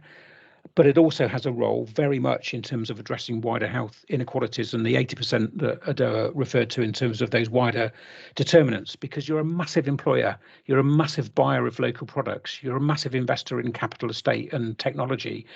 So you have a real input into addressing those wider determinants as well. I can't remember the exact stats, but you probably employ something like 1 in 7 of your population amongst you all. And just a reminder, your 4th objective as an ICB and a broader ICS, that 4th objective of supporting broader social and economic development. And going back to your earlier comments on all the work that people like Sarah and others do from the public health perspective about your GSNAs, and the work that the CMO's just announced that Shane referred to earlier, a lot of that is about what contribution you can also make, not just about healthcare inputs and outcomes, but also that broader, so those broader social determinants, key worker housing might be another example of that, and so on. Making sure that when you're investing, you're investing local, because that will help grow local economies. So lots more to do there. There is a piece of work which I'm not sure whether Joe and Adoa you're aware of. I think you are, that there's been a piece of national work on helping to define exactly what that objective 4 means through a chap called Michael Wood. He's a brilliant person who works for the NHS Confederation, to help guide you on that 4th objective. So I'm not sure whether that's been published yet or whether that's still work in progress, but I'll find out for you. Thank you. Okay, thanks, Mark. Shane? Yeah, thanks very much. Building on some of the points, I think it's really important, and Sarah, that is the point you talk about South Gloucester developing a health inequalities plan. I think there are so many bits to an integrated care system, whether it's the ICB, whether it's the partners, whether it's the ICP. And I suppose when I discussed the paper with Joe at the beginning, I think what this highlights to me is that as an ICS, have we got a clear improving health inequalities plan? And then we can then know what all the bits we have as players in the ICS contribute to that. And I wonder whether through the ICP, Jeff, that's a piece of work that we just need to be clear, so you can map it out. So what are the various parts of our system's responsibility in really reducing health inequalities? And in our case, the paper focuses obviously on healthcare inequalities and the health perspective and the core 20+5 and all that kind of stuff. But actually, we haven't got an absolute clear view across the system of who's responsible or who's really trying to drive each of the parts. So I would be keen at the next ICP meeting, Jeff, that maybe we bring this paper or a version of this paper to the ICP to try to get an overall systems plan for health inequalities, rather than an ICB plan and a South Gloss plan and a North Somerset plan and a Bristol plan. Let's get an ICS overarching plan. Yeah, thanks, Shane. Good point, and we'll make sure we take that one forward. Aisha? Thank you. So I just want to start off by saying like a huge thanks. It's really good to see a look back and a bit of a look ahead as to health inequalities and healthcare inequalities. So just a huge thank you for all the work that you've done so far. I had a question around data. So the report outlined some of the main dashboards that you'll be using, and I know that this won't be exhaustive, but do you believe that you have sufficient access to and robust enough children's data across primary, secondary and community care? Who wants to pick that up? Adoa? I can pick that up. I would say no, we don't, and equally we don't across adult services either. So I think we have what we count, and the reasons for counting that are numerous and various. But if we think about not only access but experience and outcomes, then we absolutely are not capturing those other aspects, which are both aspects of quality and aspects of our healthcare sort of objectives. So I would say that we have got some work to do.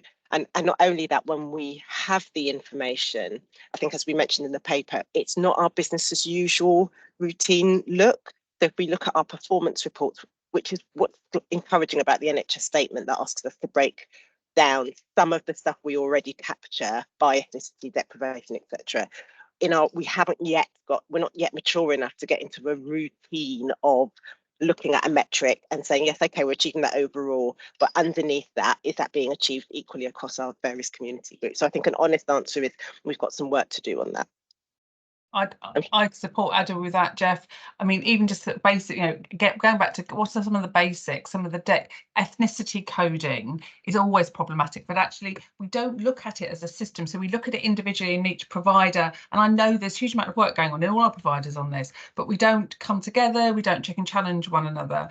I was talking to Michael Taylor, runs the homeless service practice. They're all registered temporary patients, or most of them are. So they don't even they don't even figure at all in any of our data because that's on a database held somewhere else within the system. So we've got all of these weird anomalies which actually skew. So we've got a high level sense of it, but is it enough to answer about a population or a community somewhere in North Somerset or in Bristol? No, it doesn't. It doesn't give us, I personally think, gives the specificity for how, and it goes back to that previous debate. If we keep doing things very broad brushstroke, we're trying to do the right thing, but you always end up with unintended consequences that you haven't predicted because your data's not good enough. So I think there's loads of work that we could do in that space. I saw Deb's had her hand up. We've definitely got that mechanism beneath it, but I think it would be really good to do it as a system rather than each individual and us having to find out through things like annual reports, what have you. So that's that bit about systematizing our work rather than being us encouraging. And it's work, you know, people doing really good work, but I'd rather suppose having a little bit more robustness in how I am assured that people are doing this rather than reassured because I've been told something in a meeting. And health inequality is a good place to do that, Joe, isn't it? Because if what you're talking about there, we do on virtually all of our services, where we do them in silos rather than as a collective, as a system. You know, huge amounts of what we do. Still got lots of hands. Still got lots of hands up. Sorry, Deb. Sorry. Oh, sorry, I didn't mean to talk over you. I was just going to say, could I just add to that? Because one of the ways in which so the problem that's been identified is really important. I don't want it to sound like we're not doing anything about that. So one of the ways in which we are reshaping the BI team and the connections with the wider system is that we are now starting to focus in on these things. It's a work in progress, but I didn't want people to think we'd just flagged there was a problem. And from a BI and data perspective, we were just sitting back and allowing the problem. So we are reshaping our team so that we can focus in on that and make it a priority. Okay, thanks, Deb. Lots of hands still up. If I can take everyone's hands, and then I'll move us on once we've taken these questions in, because we've still got a little bit to do. So, Alison. Yeah, thanks very much. Thanks, Joe. Thanks, Adwa, very much for the paper and everything behind the paper. I guess the points I wanted to make are we are an ICS. So what is the added value we bring as an ICS or could bring in this space that individual organisations or partners can't? So I guess I think we need to sort of embrace and be very comfortable with the Venn diagram approach and actually get into that, what is it that we can help with. There's been a good example of where there may be a particular issue why patients aren't presenting at a hospital for medical care, but it's because they can't get transport. So what's the sum of the parts of an ICS? What's the benefit we bring as a system to trying to resolve this? Because we haven't really moved on either on healthcare inequalities, particularly, I don't think, or health inequalities. So there's something about the added value. There's something about priorities. I'm not so sure about evolution as a method of improvement, Joe, because I don't know exactly what that means. But the question I would have is what do we know about our population? Accepting that we don't have full data sets and we need to understand that, and we need to really work with data. What assumptions can we make about where we could target rather than waiting till that perfect time when we get a full set of data? There must be some areas we know we want to target and prioritize now. And I think for the metrics that we see at this board, the average is not really good enough for us now. I do think we need maturity in our metrics, and I agree, Joe, with what you said about quality health impact assessments. Are they core and central to the way that we make decisions and do our business? And it's a real skill doing a proper equality impact assessment. It's not something you can just add on in a couple of minutes at the end of what you're thinking about. So how can we help a different way of thinking that will help us to make some decisions and target where we want to target some our resource in these difficult times? So I think this is a great paper to set us off. I suppose I'm keen to think, what can we do with what we know now together as a system, and then what is our overall vision and aim going forward? Alison, I think it'd be helpful to hear from Joe at the end as to did she get what she wanted from this paper coming to the board, and are we given a clear direction of travel going forward? I think we asked for this paper because we've talked about health inequality and we wanted to see how we would ground that into activity and action. I suppose it'd be helpful if Jo reflects back as to whether we've given her anything that's valuable, or whether we've just talked for half an hour and have added nothing to your debate. I don't think that's the case, but Jo, it'd be helpful for you to summarise that at the end. So, Vicky. Thank you. Yeah, thanks. It's great to see this paper. Thanks, Adwa and Jo. And I suppose my comment is really that Healthwatch's people and communities feedback already can provide some of the key themes, come to some of the points that the point towards what's missing in this space already. I just wondered whether in a section which was looking at kind of what our sort of NHS specific drivers and requirements are, whether we could also add their sort of the kind of people and communities strategy, which was put together in 2022, and it's very much about trying to kind of shape healthcare for our population based on the principles of equality, and so it just wasn't referenced. And I thought in that paper it says there's great, this is just after COVID, there's great progress to build on among statutory partners in broader collaboration with lived experience community groups and the local voluntary community and social enterprise sector. And I sort of felt that was probably, I think it's there, it's definitely in the paper, but it will be just great to, I think, emphasize it even more. Thanks. Okay, thanks, Vicky. Chris? Thanks, Jeff. So kind of just building on that last point that Vicky made, actually, was about the role of the voluntary and community sector in this, particularly dealing with hyper-local communities, both communities of interest, communities of practice and communities of place. And this isn't about a one-size-fits-all approach. This is actually about dealing with really, really small communities, and again, or individuals or families. And there's something about recognizing that actually, you know, what works in one area is not going to work in another area. We need to have a flexibility of approach.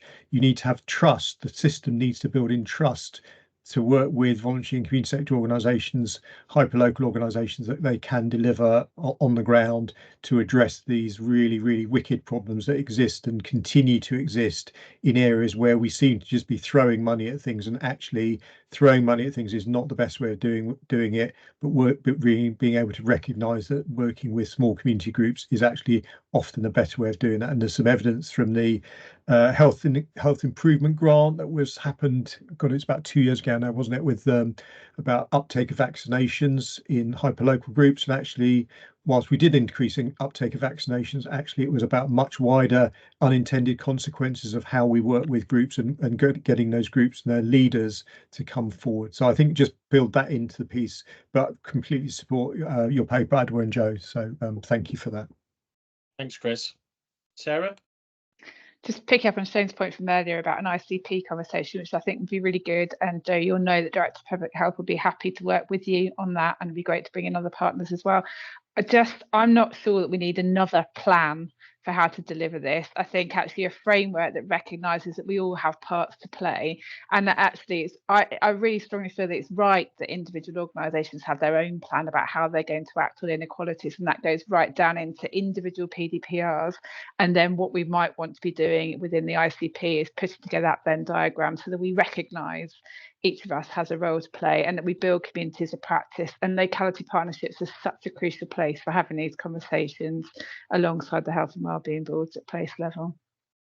Sarah, the chair of the ICP is going to move to the chair of your health and wellbeing group very shortly. So I think you'll probably have quite an important role in influencing the agenda for that meeting. I mean, obviously we meet and discuss it. But I think, you know, you've got lots of ideas there, and I think that would probably be quite helpful for John, because it is a new group and they are looking for some direction around it. And I think if we can cement the ICP in areas like that, it'll make a massive difference. So it might be worth one thinking about. Jaya. Firstly, really good paper. Thank you, Jo, Adwa. It's really good to get this conversation started and getting us all fired up. I was just thinking that we mustn't forget that our workforce is a subset of the population we're trying to serve, and we do have some data there. It would be really good to make sure that we don't lose sight of the health inequalities within our own workforce, because that too fuels our ability to be productive, to be able to meet the needs of the population. You know the deal. Good point. Thanks, Chair. Joe Walker, you don't have your hand up. You've taken it down, are you? I think, to be fair, Sarah made a lot of the points that I was going to make in terms of, I think it's important organisationally, we're also working on a plan for North Somerset. It's important for us organisationally to have our own plan, but I love the Venn diagram idea that Alison raised before, and I'd really be supportive of that. And I guess for me, it's where can we get the biggest bang for our buck in the overlay of that Venn diagram, which is the bit that we're probably not spotting. And I thought there were some great questions in the paper for us, very thought-provoking, and I guess it's the what next in terms of a timeline of understanding what each organisation is doing and how we can create that Venn diagram. Thanks, Joe, and that's a nice lead in back to Joe, really, to talk about have you got what you want from this discussion? Where next? Do you feel you've got clarity on that direction, or is there anything else you'd want to tease out from the board before we conclude? Do you want to bring Jaya in first, Jeff, before I respond? I thought Jaya had just spoken. Oh, she put a hand. Thanks. She put a hand up. Has it gone back up, Jaya? Is it? So thank you. It's really, really helpful. I think there is a sense that I don't know, but my sense from you all is that actually we do need to do this slightly better. And I keep going back to that sort of fundamental purpose in ICB, which was the catalyse bit and the quality control bit. So how do we catalyse, but how do we also know what we're all doing? So there is that the role of the ICP as the sort of holding that whole picture, identifying the Venn in the middle, but also having that just that little bit of check and check about, well, who's partnering, who's advocating, who's leading, and that sort of trust between us that if someone's leading, Joe, we can just be there in a servant leadership mode, supporting. That's fine too. I think that's really, really helpful. I think around healthcare inequalities, the quality control agenda starts to think through what's the role in the ICB for the quality control element. Because if you look at the NHSE annual report requirement, it is very big. There's lots and lots of metrics, and it will highlight variation in metrics. And then how do we work together probably on this board to say, well, actually, there needs to be some pretty urgent work. So that's a quality control mechanism where we spot in the moment that something's not where we want it to be. I think we have to have that role too. That can't always be on consensus. There's got to be some challenge amongst us as deliverers of care across the system. The paper also talks about us setting up a health inequalities oversight group, and I do think that would be helpful as the conduit between ICP down into ICB, down into providers and partners. So I think I will take that forward. So there was the things I think it's made me consider. Adwa, anything from you?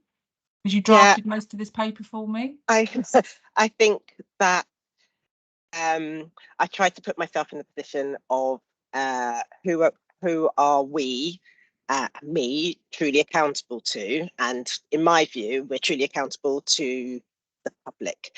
And I have to reflect that if I was a member of the public listening to our discussion, I would be optimistic, but I think I would also be wanting something quite firm about the problems that face me, my communities, etc., in using health and care services in the communities that I live in. So I think what I'd like to draw us back to is the strategy that all of the organisations in the partnership signed up to, where we did commit to looking at what people and communities have been telling us for many years and investing time in fixing those problems. So I think whatever we come up with and whatever discussions happen at the partnership board, I think we have to hold that, because otherwise it will just stay the same. So it's absolutely right that we're clear on accountability and we're clear about plans that organisations have. But I also have to sort of think to myself, are we saying anything that will increase the trust, change the trust that people have in us, that we are really going to change something that's quite upfront and personal to people? So I think the discussion's been hugely helpful, and the commitment to discussing it further at the partnership boards has also been. But I'd like all of us to remember that accountability to people who aren't getting the same deal out of our services as others. And even yesterday, Ada and I had the Core 20 plus 5 fellows, who are about sort of 10, 15 people who've been identified as sort of champions in this space. And they were telling us about the interpretation problems and that the waste for people, the waste for the health system, the impact it has on especially people like the Chinese community. We haven't solved it yet, and it's still that same story. So I think there is some of the basics, which is one of the recommendations we just do need to get on and sort out. So through the Health Inequalities Oversight Group, and with all your blessing, I think Ada and I would like to take some leadership on getting some of that going now while we do the wider sort of more strategic element. Both things I think need to happen. Joe, I think that sounds like a great idea. I think it's probably something for us to discuss as well around what activity is making a difference at the moment. If not, why not? And where does that Venn diagram sit on the ground? I think our clarity of ambition and purpose, we're starting to describe in a different way. And then the role of the oversight group, the ICP, the ICB, how does that fit together so that we make sure we're all pushing in the same direction? But I really do think the ICP has a great opportunity, because I think they would enjoy working on this, and I think we'd get a lot of contribution coming from that group, which just would be different to this group. I mean, having sat in the two, it would be a different conversation. So you know, that sounds good. It sounds like a good start, doesn't it? And I think we're formalising this now in a different way. So thanks, Joe. Thanks, Adoa. I don't think there's anything you need beyond that from today, but thank you for the conversation. You can see how much it's energised people. Okay, if I move us on then, Shane, next one is on the agenda for you.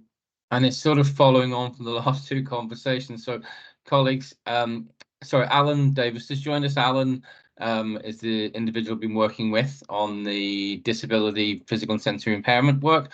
And Alan, you've been listening to the most recent conversation. Well, I hope you enjoyed the last 45 minutes because it's very relevant to the work we're doing. So Alan, you're very welcome. Colleagues, you will have the paper, and really what we agreed to do was we met in October, and we said in October we'd come back in the March board meeting and just to update people on where we are. The paper is there in front of you, and clearly what you can see is that we took the 10 recommendations that you'd asked us to work on. We pulled the group together, and you can see the group in the paper. So thank you to all partners for providing a lead for this piece of work, and you can see who those people are. And that group has been looking at the 10, concluded that the 10 were too many to work on, clearly, because trying to do 10 things is too much. And the group has refocused on 3 really important things, and probably focused more heavily on one of them than all 3. The first one is very much about accessible information. The second one was about engagement in appointments. And the third one then is in and around the wheelchair work. So I don't know about Alan, you want to just reflect a little bit on the work we've done to date. It has been challenging because people are busy doing their own work. And we are now moving forward with an audit looking at accessible information. But I don't know, Alan, you'd like to add anything to that? Yeah, thank you, Shane. I think the first thing to say is I have been very encouraged by the commitment from the individual organisations to making this piece of work. Because yes, you all committed to it at the board meeting, but then people had to participate and get involved. And I was that's worked so far. We've had strong representation and involvement, as much from local authority colleagues as from health colleagues. So it's been very much a balanced approach. As Shane said, accessible information standard is a priority, largely, I think, because it's a priority in all of your organisations. MBT, UHB, WT and Primary Care and Sorona are all working on this issue anyway. But I think the leadership given from this board through this piece of work is acting as a gentle, ongoing reminder to everybody about the importance of that.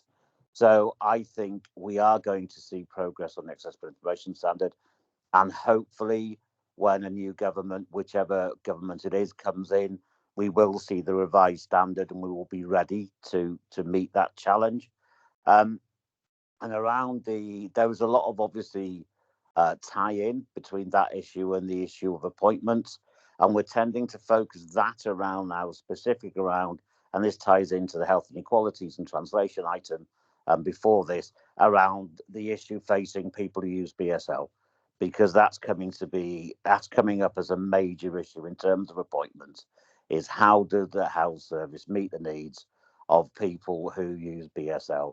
And there's been a couple of recent reports that have come out highlighting that even more. So that's what we're trying to crystallise that piece of work around now. And obviously talking to the Deaf Health Partnership, the Deaf Health Partnership, which many of you will be aware of. And then finally around the wheelchair work, that's probably going to take some more time. And Shane's been having some high-level conversations about how we can take that one forward. Those of you who've been around as long as me will know that the wheelchair service in this area has faced its challenges over the last 30 years. And I think resolving some of that is going to take a bit longer than we perhaps anticipated. But certainly, Shane, I would say to the board that the work has been progressing well.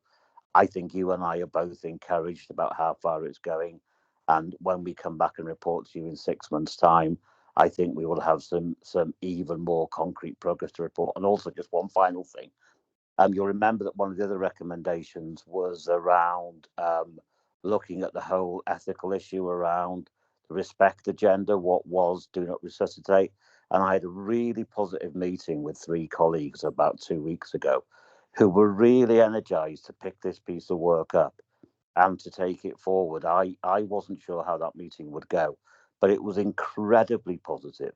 Colleagues around the whole respect agenda really want to engage with disabled people and with carers around what some of the issues may be. So that was a very positive meeting, and we've got ongoing work going from that. And obviously all of the co-production work is going on. I have a meeting with CCG colleagues tomorrow to look at how we're taking forward the lived expertise and co-production issue. So although those 2 issues weren't part of the 3 that were selected, there is some really good work going on with those as well. So, yeah. Thank you, Alan. So, colleagues, the paper is there. You've heard where we are. I'm very happy to take thoughts, comments, or questions.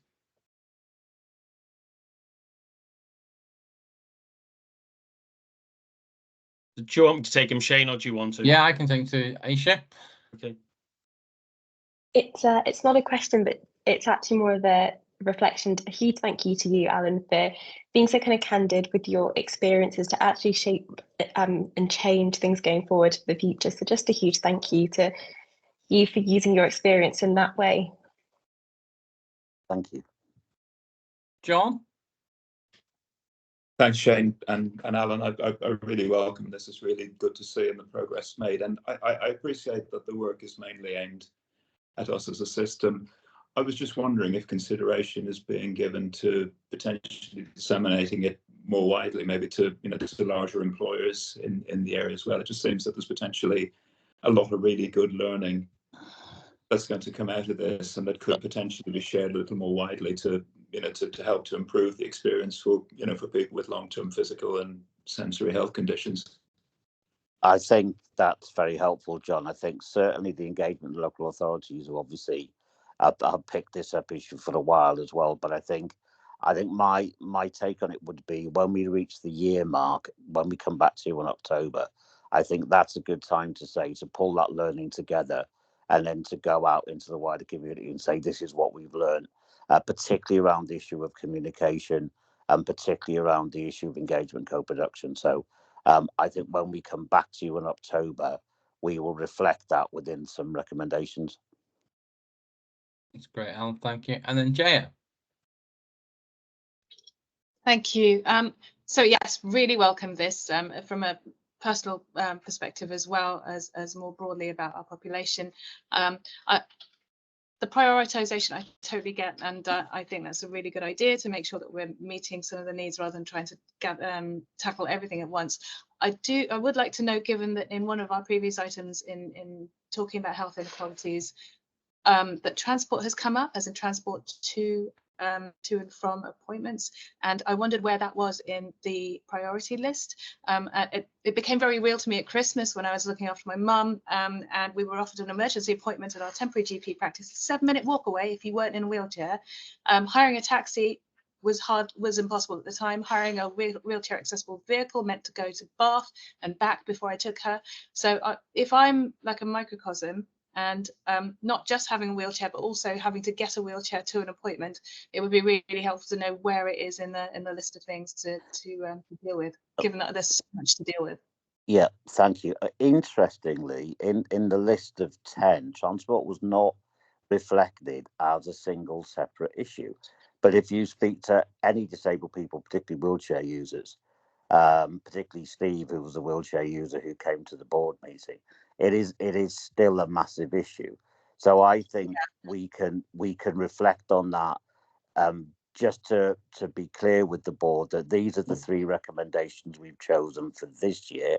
So when we come back to you in October, we will do some further thinking on the next set of priorities, if you like. And I suspect that transport will be amongst those 3. Thank you, Alan. And thank you for all your hard work. Really, really good. Thanks, Alan. Ellen, and then Steve. Thanks, Shane, and thanks, Alan, for this. I think this builds on the really productive session we had a few months ago. I'm just looking at your next steps and challenges, and you've mentioned that, like many change activities, the progress has been slow to start with. If you were to pick out sort of any area that you feel you could do with some additional support within the framework of this piece of work, what would that be, Alan? I think, as Shane knows, that I think of the 3 priorities we've got at the I think there are 2 of the 3 priorities we've got at the moment. I think the one that's more complex is the wheelchair issue, and obviously that falls largely within the remit of MBT, given as the main provider. I think unlocking that particular issue, but doing it in a sensitive way, because obviously staff in the wheelchair service are doing a really good job. So I think there's something about conversations with MBT and with the CCG around slightly unlocking that issue. And then I think the other one is making co-production across the piece. So I was part of a peer review in Lancashire last week with Lancashire Council preparing for their CQC assessment, of which co-production is a major issue. And all of the people with lived expertise and the community bond sector were saying to us, whatever Lancashire County Council do on co-production, it has to be reflected within the ICB. And that's absolutely the same message down here. So Bristol City Council, for example, are doing some work on co-production. I know that South Gloucestershire and North Somerset are. It's tying that in with the ICB. So ideally for me, speaking on a personal level, I'd like to see a statement coming to the ICB, signed up by the whole system, which all the local authorities have signed up to as well, saying on co-production and co-design, this is our position. I don't see why by the end of this calendar year we can't have brought that principled statement, which will say this is us signing up to co-production, co-design. How we then implement it is obviously respective across the organisations. But I think if the system could sign up to a clear commitment on co-production, co-design, that would be massive. Thanks, Alan. Excellent. And Steve, no question? Yeah, thanks, Alan. That's I think really helpful. I was going to add that on the transport side, if we're really thinking system wide, then we have to recognise that there's multiple players in the transport infrastructure piece, and the bit that's missing and shouldn't be missing, but is often missing, is the combined authority. The combined authority is key in sorting out some of the transport infrastructure issues, and certainly getting things like public transport to be friendly towards wheelchair users. And I just think we're missing a trick here, because we can't solve this all on our own. No, I think that's very important, Steve. I think to reassure you, disabled people, both individually and collectively, are very involved in those conversations with WECA. There's a particular disabled person activist called David Redgewell, who was I know David himself, who does lots of work with them. In my role as chair of Disability Equality Group from Bristol, I have met with the mayor on WECA, and transport came up very much as an issue. WECA are obviously getting more and more involved in the transport issue. I was at a meeting with First Bus on Monday for people with a visual impairment, where the whole issue of WECA, and because obviously they've now picked up the real-time information system. So they have responsibility for that now, whereas the local authorities have responsibility for bus stops. So I think over the next year, you will see developments across with WECA that will hopefully benefit people in terms of their accessing of the health services. So I think those conversations are going on, but there's obviously more that we need to do. But WECA are a key player, absolutely right. Yeah, thank you. Thank you, Alan. To Jeff, how about yourself? Okay, thanks, Shane. So I'm I'm seeing from the paper that what we really want is a sign up from all key partners to support the initiatives, and particularly the self-assessments that are being done. Big thank you to Alan, as always, because I think you actually present the challenges here in a very, it's not insulting, in a very simple way that it's very easy to understand, but it's grounded in experience as well. So I really appreciate your time, as always. And Shane, thank you for leading on this as well. I think it's an important part of what we're doing. Brilliant. Thank you, Chair. Okay. Thanks, Alan. Can I move us on then to the updates from committees? So, Ellen, do you want to start us off? Yeah. Sorry. Ooh, okay. Yeah. Thanks, Jeff. Okay, so we had a productive outcomes performance quality committee meeting last Thursday, where we discussed children's services, maternity, as well as other areas of quality and performance. A couple of highlights. We had a really good update from maternity, lots of positives. MBT and UHBW have successfully gone live on a new electronic patient record, which is really good news. And they received full compliance, again, NBT, UHBW, on saving babies' lives, which is a plan to reduce perinatal mortality. Another area on maternity, which probably talks to health inequalities again, is that BNSSG have been chosen as one of 9 from England to be part of the Race and Health Observatory, which is a network designed to address disparities in maternal, perinatal and neonatal health outcomes for Black, Asian and ethnic minority background mothers. It's important because, for example, Black mothers are up to 4 times more likely than white mothers to die during pregnancy or within the first 6 weeks after childbirth. So I think our involvement in that is a real positive. So I'd just like to thank Rosie and the team within maternity for some really encouraging signs over the past few months. We discussed children's.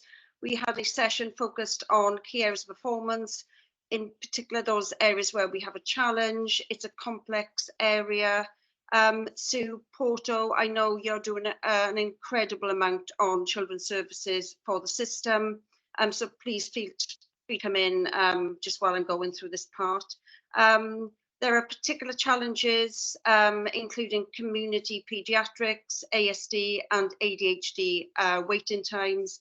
These lists are growing, so the information we saw is that these lists are growing over time, and the solutions require a system approach. We were updated on a potential interim innovative model based on some successful work that is going on in Portsmouth. I think, Deb, you're involved in that in terms of the learnings for transformation. And I think since the meeting, Joe Medhurst has had some discussion with regional colleagues about some national thinking that's going on. So, Joe, I don't know whether you want to come in on that or whether... No, I mean, it was just an acknowledgement, and the team know this, that Stephen Powers has taken, who's the National Medical Director, has taken a very clear focus on ADHD services, and there Claire Fuller is leading a piece of work with Steve Russell. So it's very, the very senior executives of the national team around the service provision for ADHD and particularly standards, quality standards, diagnostic standards that people should and could expect. And we're making sure, I've reached out to Claire Fuller, who's on holiday this week, but just to make sure that our local work aligns with our national work and we get some synergies between us. So in summary, that's it. Thanks, Joe. And Sue, do you want to just come in briefly before I finish off on this section? So, yeah. Sorry, I was just trying to get my mouse to work to unmute myself, so my apologies. Yeah, thanks for that, Ellen, and certainly very happy to speak about the work that Sirona is doing. But I think the point to note is the really great collaborative effort that is happening, both with colleagues within Sirona, but also across the system in tackling some of the wider challenges around children's services, particularly in relation to demand, but also a big improvement programme going on internally around children's services. And just yesterday, we had a very significant number of our children's services colleagues from across all disciplines together to collaborate around the development of a new vision and the overarching improvement programme that we need to develop, including in terms of staff morale, because of all the issues around demand. So lots of really positive progress, and I know there's been some positive progress also around some of the targets, particularly around 104-week weights. So that's really good news, and I think the collaborative effort is paying off. Thanks, Sue. And that's an area that we're going to sort of keep close to as a committee through the support of Dave, who will be, I know, covering the HSIG, yourselves and our committee. And just finally then, the committee also looked at a segmentation letter, which I think I briefly touched on at the last board. We are currently in segmentation 3 out of 4 as of the last committee. There are 7 areas that are under consideration. Cancer FDS, which is having cancer confirmed or ruled out within 28 days. And that's an improving area, particularly on dermatology and gynecology. Our elective weights, specifically 78-week weights. We are, however, better than the national picture for 78 and 65-52 weeks. There's some work to do on mental health, learning disability and autism, which the committee are going to look at the next meeting. And newly, virtual awards was put onto the segmentation letter as well. There are 2 stubborn challenges. We discussed this at close, which is no criteria to reside, which we rehearsed at last board meeting, and also the 4-hour weights. But given the level of system commitment this morning, heard around from the table from various partners, it's encouraging that there is that support there to try and resolve this. But I think I'd be keen to understand how BNSSG benchmarks against similar complex systems in terms of profile of our population and also our bed base and workforce. So that's some of the sort of areas that we'll be looking at going forward. I think that's probably it, Jeff. Okay, thanks, Ellen. Any questions or comments for either Ellen or Joe? Mark?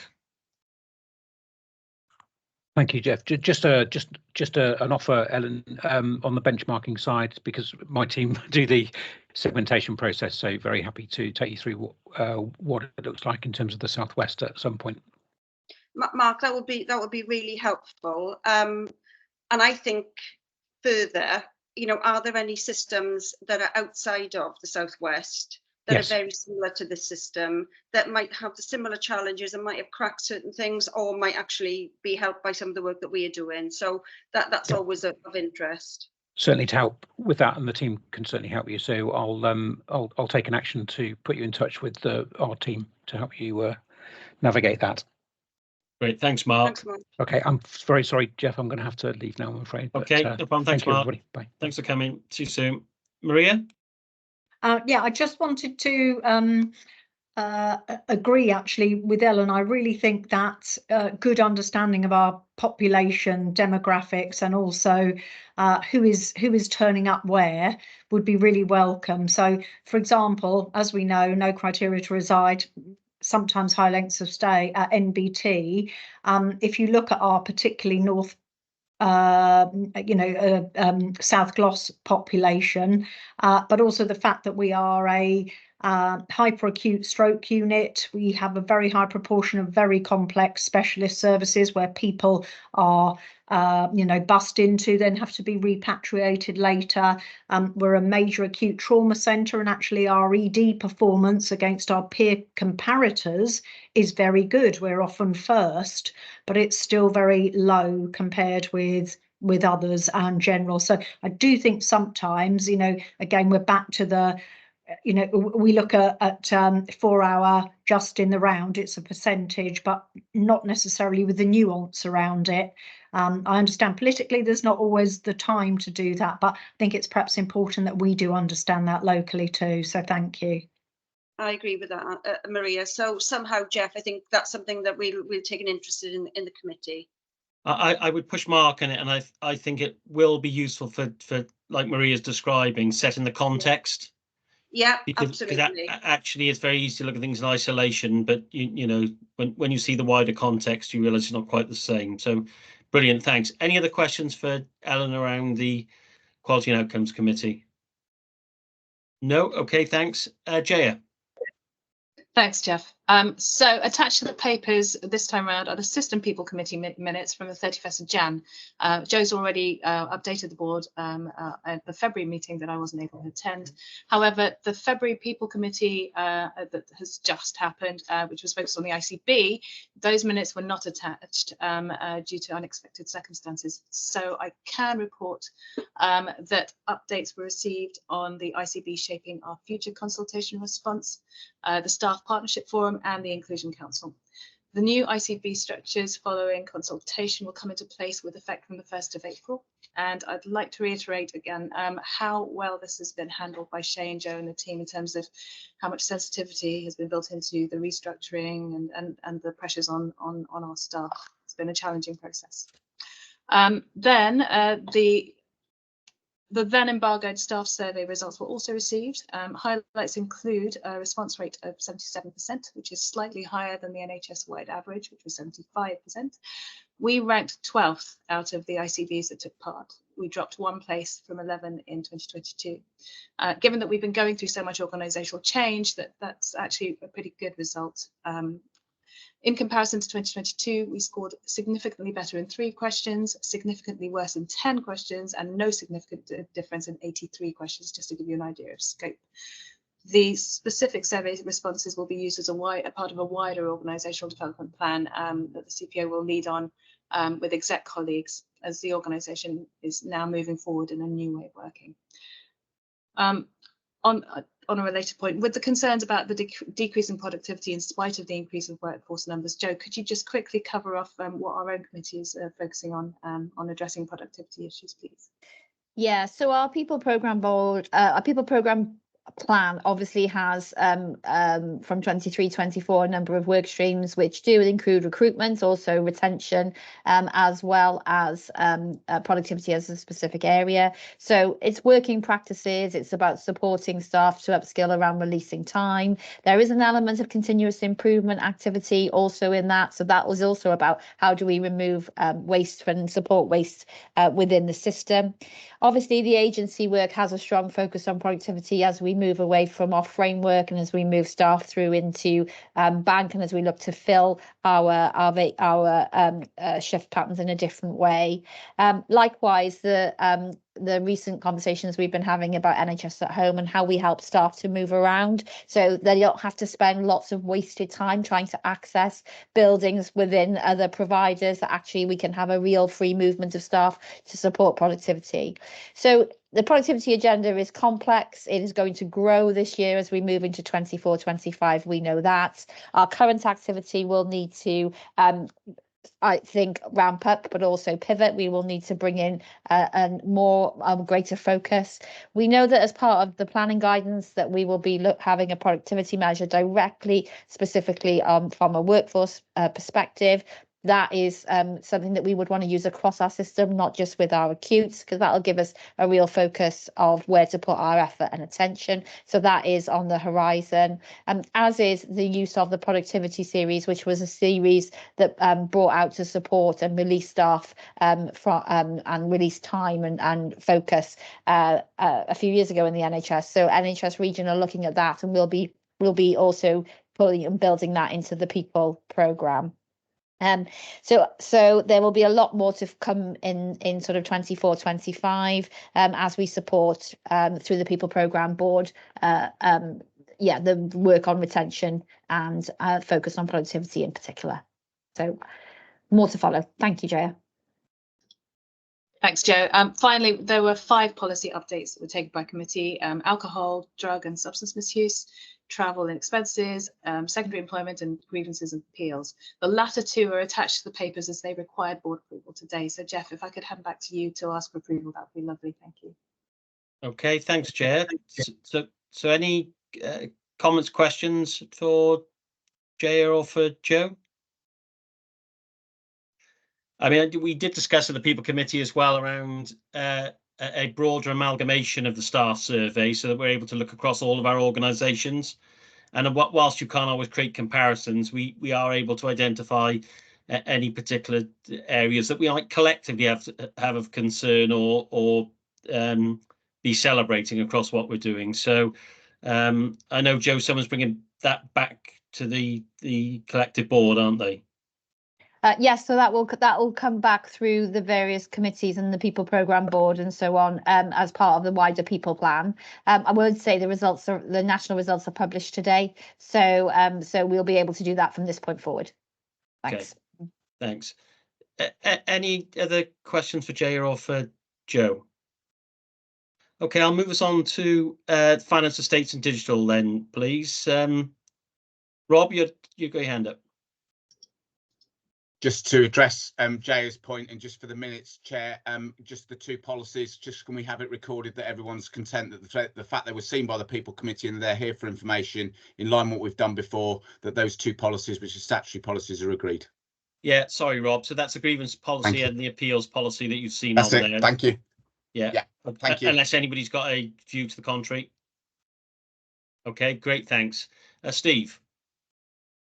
Thanks, Chair. I just, in addition to the papers that are already in the pack, I just remind us that we're heading towards the end of the financial year. The year has been tough. There's no doubt about the effort that's gone in to try and close gaps in our finances. We've performed better than 22-23, but remember we were carrying deficits into this period, and the system, whilst working hard, hasn't been able to get the run rates quite right yet. So we're still pushing hard to get our finances sorted, and we've had to cover some of the gaps that we've got through non-recurrent basis, which isn't great because it means the pressures on us next year are still going to be significant. And the Chief Exec has obviously highlighted earlier the pressures that we're going to have to face into. All of the conversations in today's session have been around difficult choices that we're going to have to make, and those pressures are definitely there. In the Fed meeting that we had a week ago, we were mainly concentrating on trying to pull the plan together for 24-25, and we're still on that, but we know that the financial pressures are significant going forward, and as Shane said, all of the things that we want to do, there isn't quite enough funding to be able to do it, so we're going to have to make some choices. So I think that we as a Fed are going to work very closely with Shane and obviously Sarah to try and ensure that we get a good focus and grip on the system finances going forward and look at how we can really close down those financial gaps. Part of me thinks that we've also got some progress developing in the digital space, which means that there will be some opportunities, I think, with any luck, fingers crossed, to start thinking about how our digital infrastructures and our systems can help us on that really tricky productivity agenda. We can't keep throwing staff at problems. We've got to start thinking very differently about how we're doing things. And of course, the digital infrastructure and the way in which we use artificial intelligence and machine learning and technology to help us redesign some of our ways through this is going to be critical. Giving ourselves headroom and space to do that is also going to be important. And that will be, I suspect, a bit of a challenge as we try and balance the books. But overall, we're still pushing hard to close the year off in a positive way. I know Sarah and her team are working incredibly hard with the rest of the FDs across the system. But Sarah, is there anything else you want to push on? I'll probably just draw the board's attention to the system finance report, which is in the papers. So you'll see that as at the end of January, we've got a 6.4 million adverse position to plan. Now that's mainly driven by the 7.6 million, which is of which 6.4 of it is driven by the costs of industrial action. We have informally heard that to cover those costs for December and January, we will receive 5.5 million, so not quite what we have incurred, mainly because it's mainly due to cover the costs, the actual costs, and not the lost income, which is also part of that 6.4 million. So we're obviously working through, and then there's also been further strikes in February. Again, we expect to get funding to cover that. So I think we are still forecasting that we will deliver a break-even position this year. But there are a couple of other key risks, which is particularly around the elective recovery activity and what that means for the elective recovery income, and also funded care continues to be of concern. But we are working through with the funded care team the options that we might have to take. And like I say, the real challenge, the real issue to draw out is the one that Steve already has, which is that the year-to-date efficiency plan under delivery of 10.5 million that's being sort of offset with non-recurrent issues is just making 24-25 even harder, which is why, you know, making sure that we really do have a grip on that going forwards, and also, as importantly, on containing further cost growth, which has also been an issue in the system. So we'll keep going on that and put in place strengthened governance processes going forwards. Thanks. Thanks, Sarah. Deb, did you have anything you want to add around digital? Thanks, Chair. Just to say, we are due to be awarding the contract for our shared record programme in the next couple of weeks. Building on the programme of work that we talked about at the last board and agreed the portfolio for 24-25, the clinical informatics cabinet, which is all of our chief clinical information officers and professionals, are doing a review of those project plans to make sure that we get them aligned with clinical leadership. And each one of those is being led by one of the exec digital leaders across the system, which is great to have that connected in. And then the final piece, just to give a bit more amplification to the point that Steve made, which is in the spring budget, you'll see a very significant component of that spring budget was around digital and technology enablers, which actually quite neatly align with some of the things that we have in our strategy. So that's always really good that it's aligning with what the Treasury are thinking is important. So thank you. Thanks, Deb. Comments or questions for Steve or Sarah or Deb? Helen. Yeah, I've just got a quick one really. It's just reflecting, Steve, I suppose, on your point on struggling with run rates. And I just wonder, possibly to you or Sarah really, given the experience, so we're still relatively new as an ICB, is there anything we would do differently in terms of process that might deliver a better outcome this time next year in terms of what we'd want? Just a question.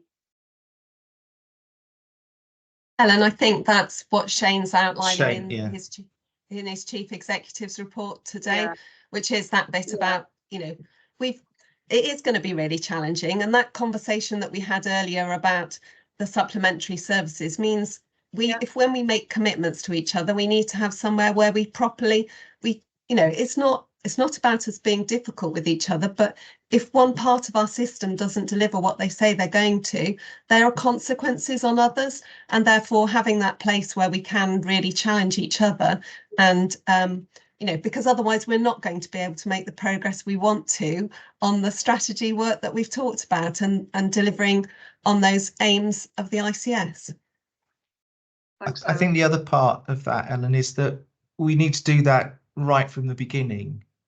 Yeah. Often what you see happening is sort of, you know, month 1, 2, 3, 4, and then things drift, and then we're not onto it. So that, I think that's the point of what Shane was saying, really, right from the outset. We all understand what we're trying to do, and we behave and perform as a system, but each individual organisation in the system has to be delivering on their bit. Otherwise, there's a knock-on consequence.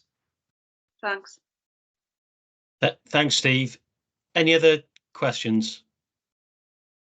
Okay, let me move us on to primary care then, although that's probably dominated most of our conversation for the whole of the day, so it should be quite a straightforward one for you, Alison. It is, and I'm certainly not going to talk to the minutes we've got here, which is November. We're out of sync a little bit. So we had a meeting at the end of January, which focused mainly on the dental strategy, which the board received and had a full outing with.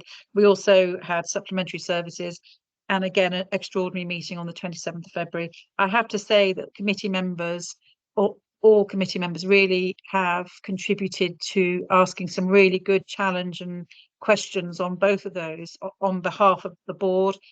And for the supplementary services one, I just thought the GPCB and the local medical committee, they were really strong contributors. They were very professional, very articulate, very engaged, and it was a good first proper outing, which I think may have helped shape some of the paper. So I think committee members are really helping with some of the big stuff that's coming through to board.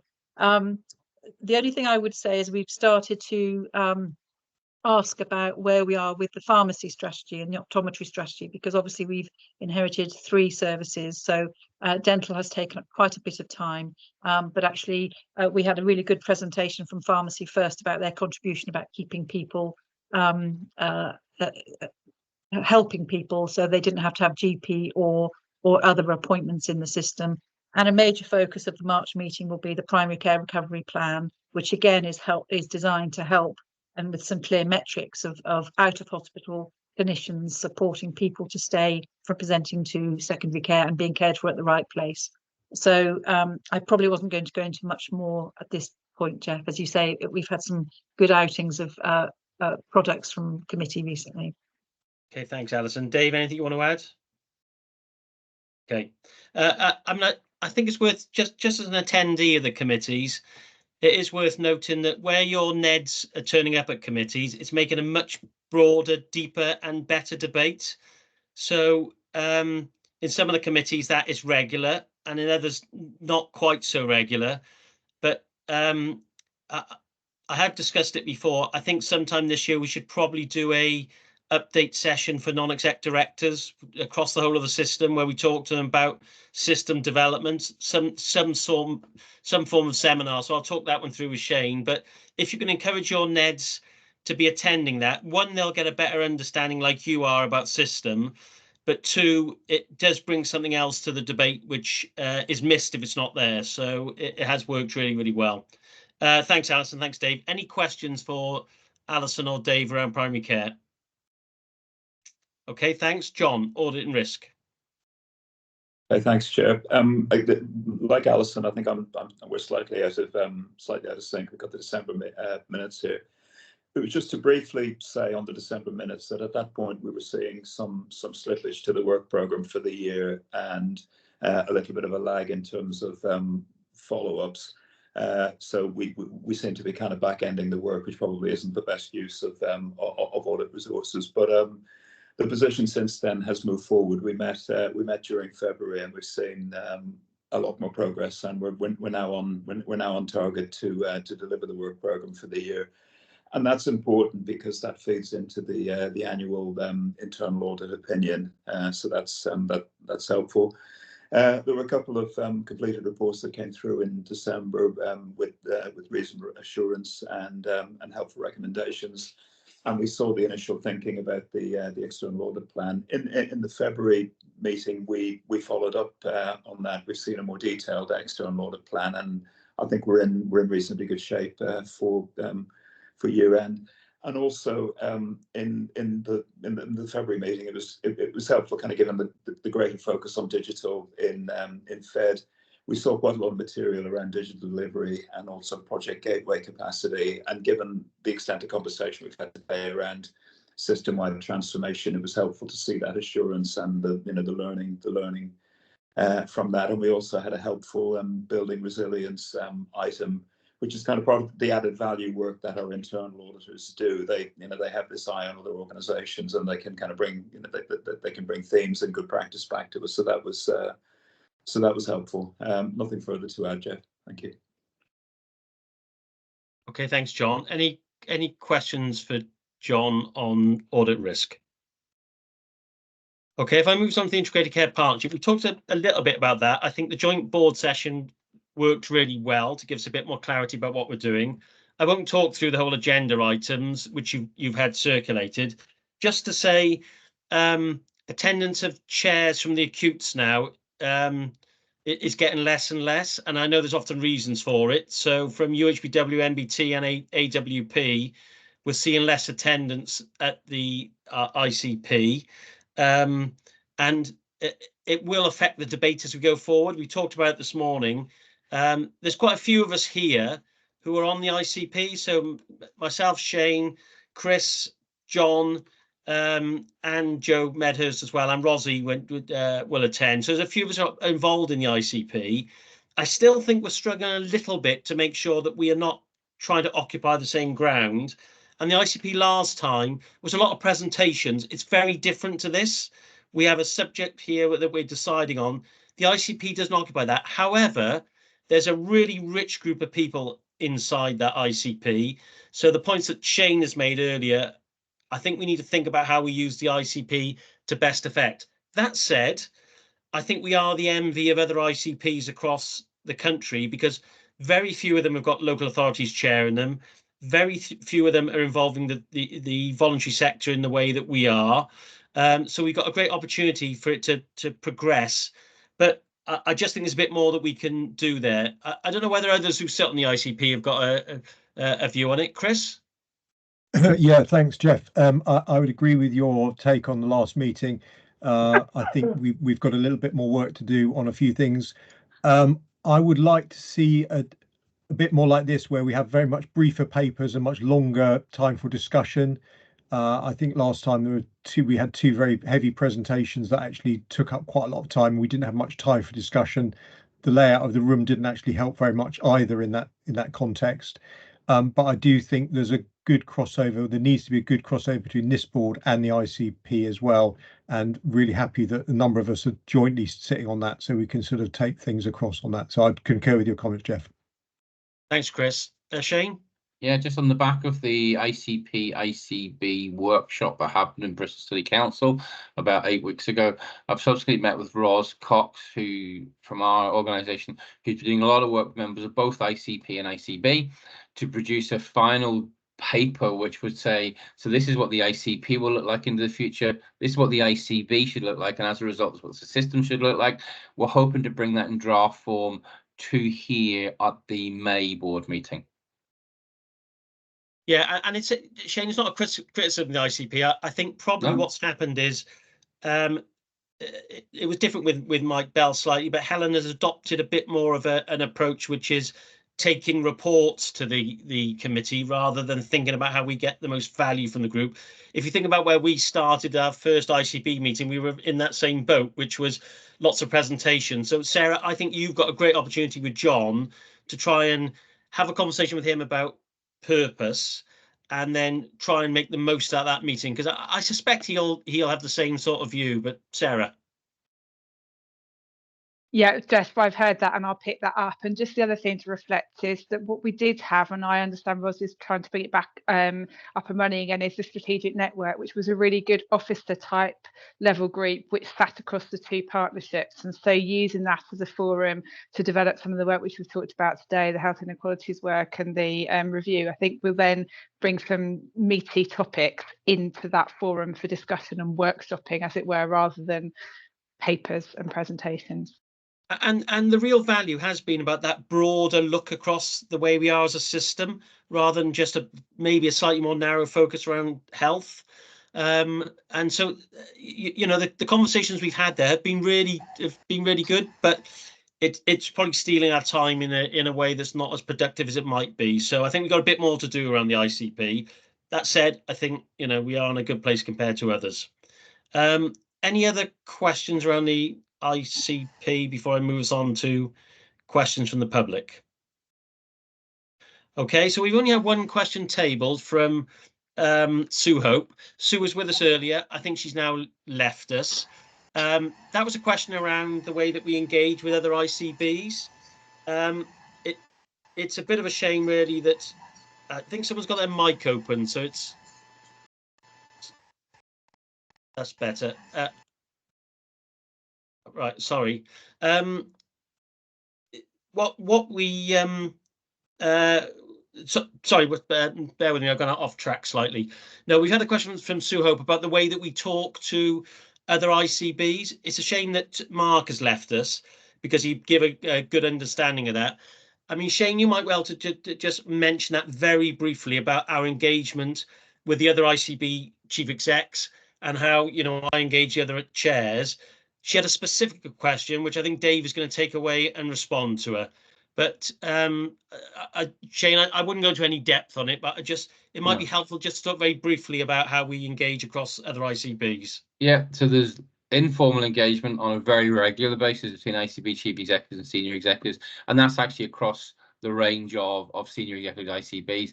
There's formally, though, that we're working together, actually with NHSE as well, looking at the key actions required across the region rather than just in the system. And there's a whole program of work that myself and Jeff are involved in terms of how do we look at regional stuff and sharing stuff rather than just doing the individual systems. But in the response we make, we'll document all of that, Jeff. But we are looking at it as a Southwest collaborative rather than just individually, because we can't duplicate. We need to be sharing stuff. So that's where we are at the moment. Lots of stuff going on in that space. So Dave, I think the question revolves around primary care, doesn't it? And how we're engaging on primary care across our different localities. So I think that's what Sue Hope was asking. Perhaps we can go back in writing on it. So I don't know whether you want to come in and I'll bring Chris in. Just to add, Jeff, but just so board are clear on a kind of bit more of the detail of the question, I do need to get some more and further information. But in terms of cross ICB dialogue, it relates to those patients that live on our borders, and that relates to South Gloucestershire as well as it does to North Somerset in particular. And we often see challenges in accessing respective services for those patients that live on the borders of respective local authority and community areas. So that's the specifics, Jeff, of the complaint, but I do need some more further detail to respond comprehensively, which we will do in writing. Okay, thanks, Dave. And Chris. Yeah, it was just to say that's exactly what, so I'd spoken to Sue about this before, and it is this issue absolutely, particularly around some of our border communities where actually they're accessing healthcare, particularly primary care, in other local localities, which could be Somerset, could be Baines, could be Wiltshire, and it could be Gloucestershire. And I think there's some real challenges in that. And again, ironically, it comes back to transport. And one of the challenges is around cross-border transport. And Steve mentioned about WECA. WECA are now very adamant about transport not going across boundaries in certain cases. So there's some real challenges with people accessing healthcare in that space as well. So thanks for taking that on, David. Okay, thanks, Chris. We haven't had any other questions tabled. I am conscious of the time, so I'm not going to open up for wider comment at this stage, because it's been a long day for people. I know you've covered a lot of ground. So can I just ask if there's any other business that anybody would want to raise before we close? Okay, so can I just say, there's advantages about us coming online like this. People can access the meeting in different ways. We don't have to travel. We save the carbon footprint. I think it has worked today in lots of aspects. It is also nice to come back together. And in April, we will for a seminar. The first part of that day will be a seminar session, and then we'll follow into any private board items we need to cover in the afternoon. But can I say thank you for your contributions today. You can see how we are moving forward in our conversations. They are difficult, but we have to hold our nerve around it, I think, about the way that we lead our system. And it's really encouraging to see the way we're starting to do that in a very different way. So thank you, everybody. You've been patient, sat down all day. Go and shake your legs, get out there in what remains of the sun. So I shall see you all very shortly. Thanks, Jeff. Thank you all. Thanks, Jeff. Bye. Thanks, everyone. Bye. Bye. Soon. Bye. Bye. Thank you. Can you send the sun across to Bristol, Jeff? Because it's not here. Well, it's gone. It's gone. It was there. It was there this morning, Steve. It looks like we're back to sun, rain and cloud again. Yeah, we're back to where we were. The sun is in Wales, okay? And listen, Jeff, that was a tough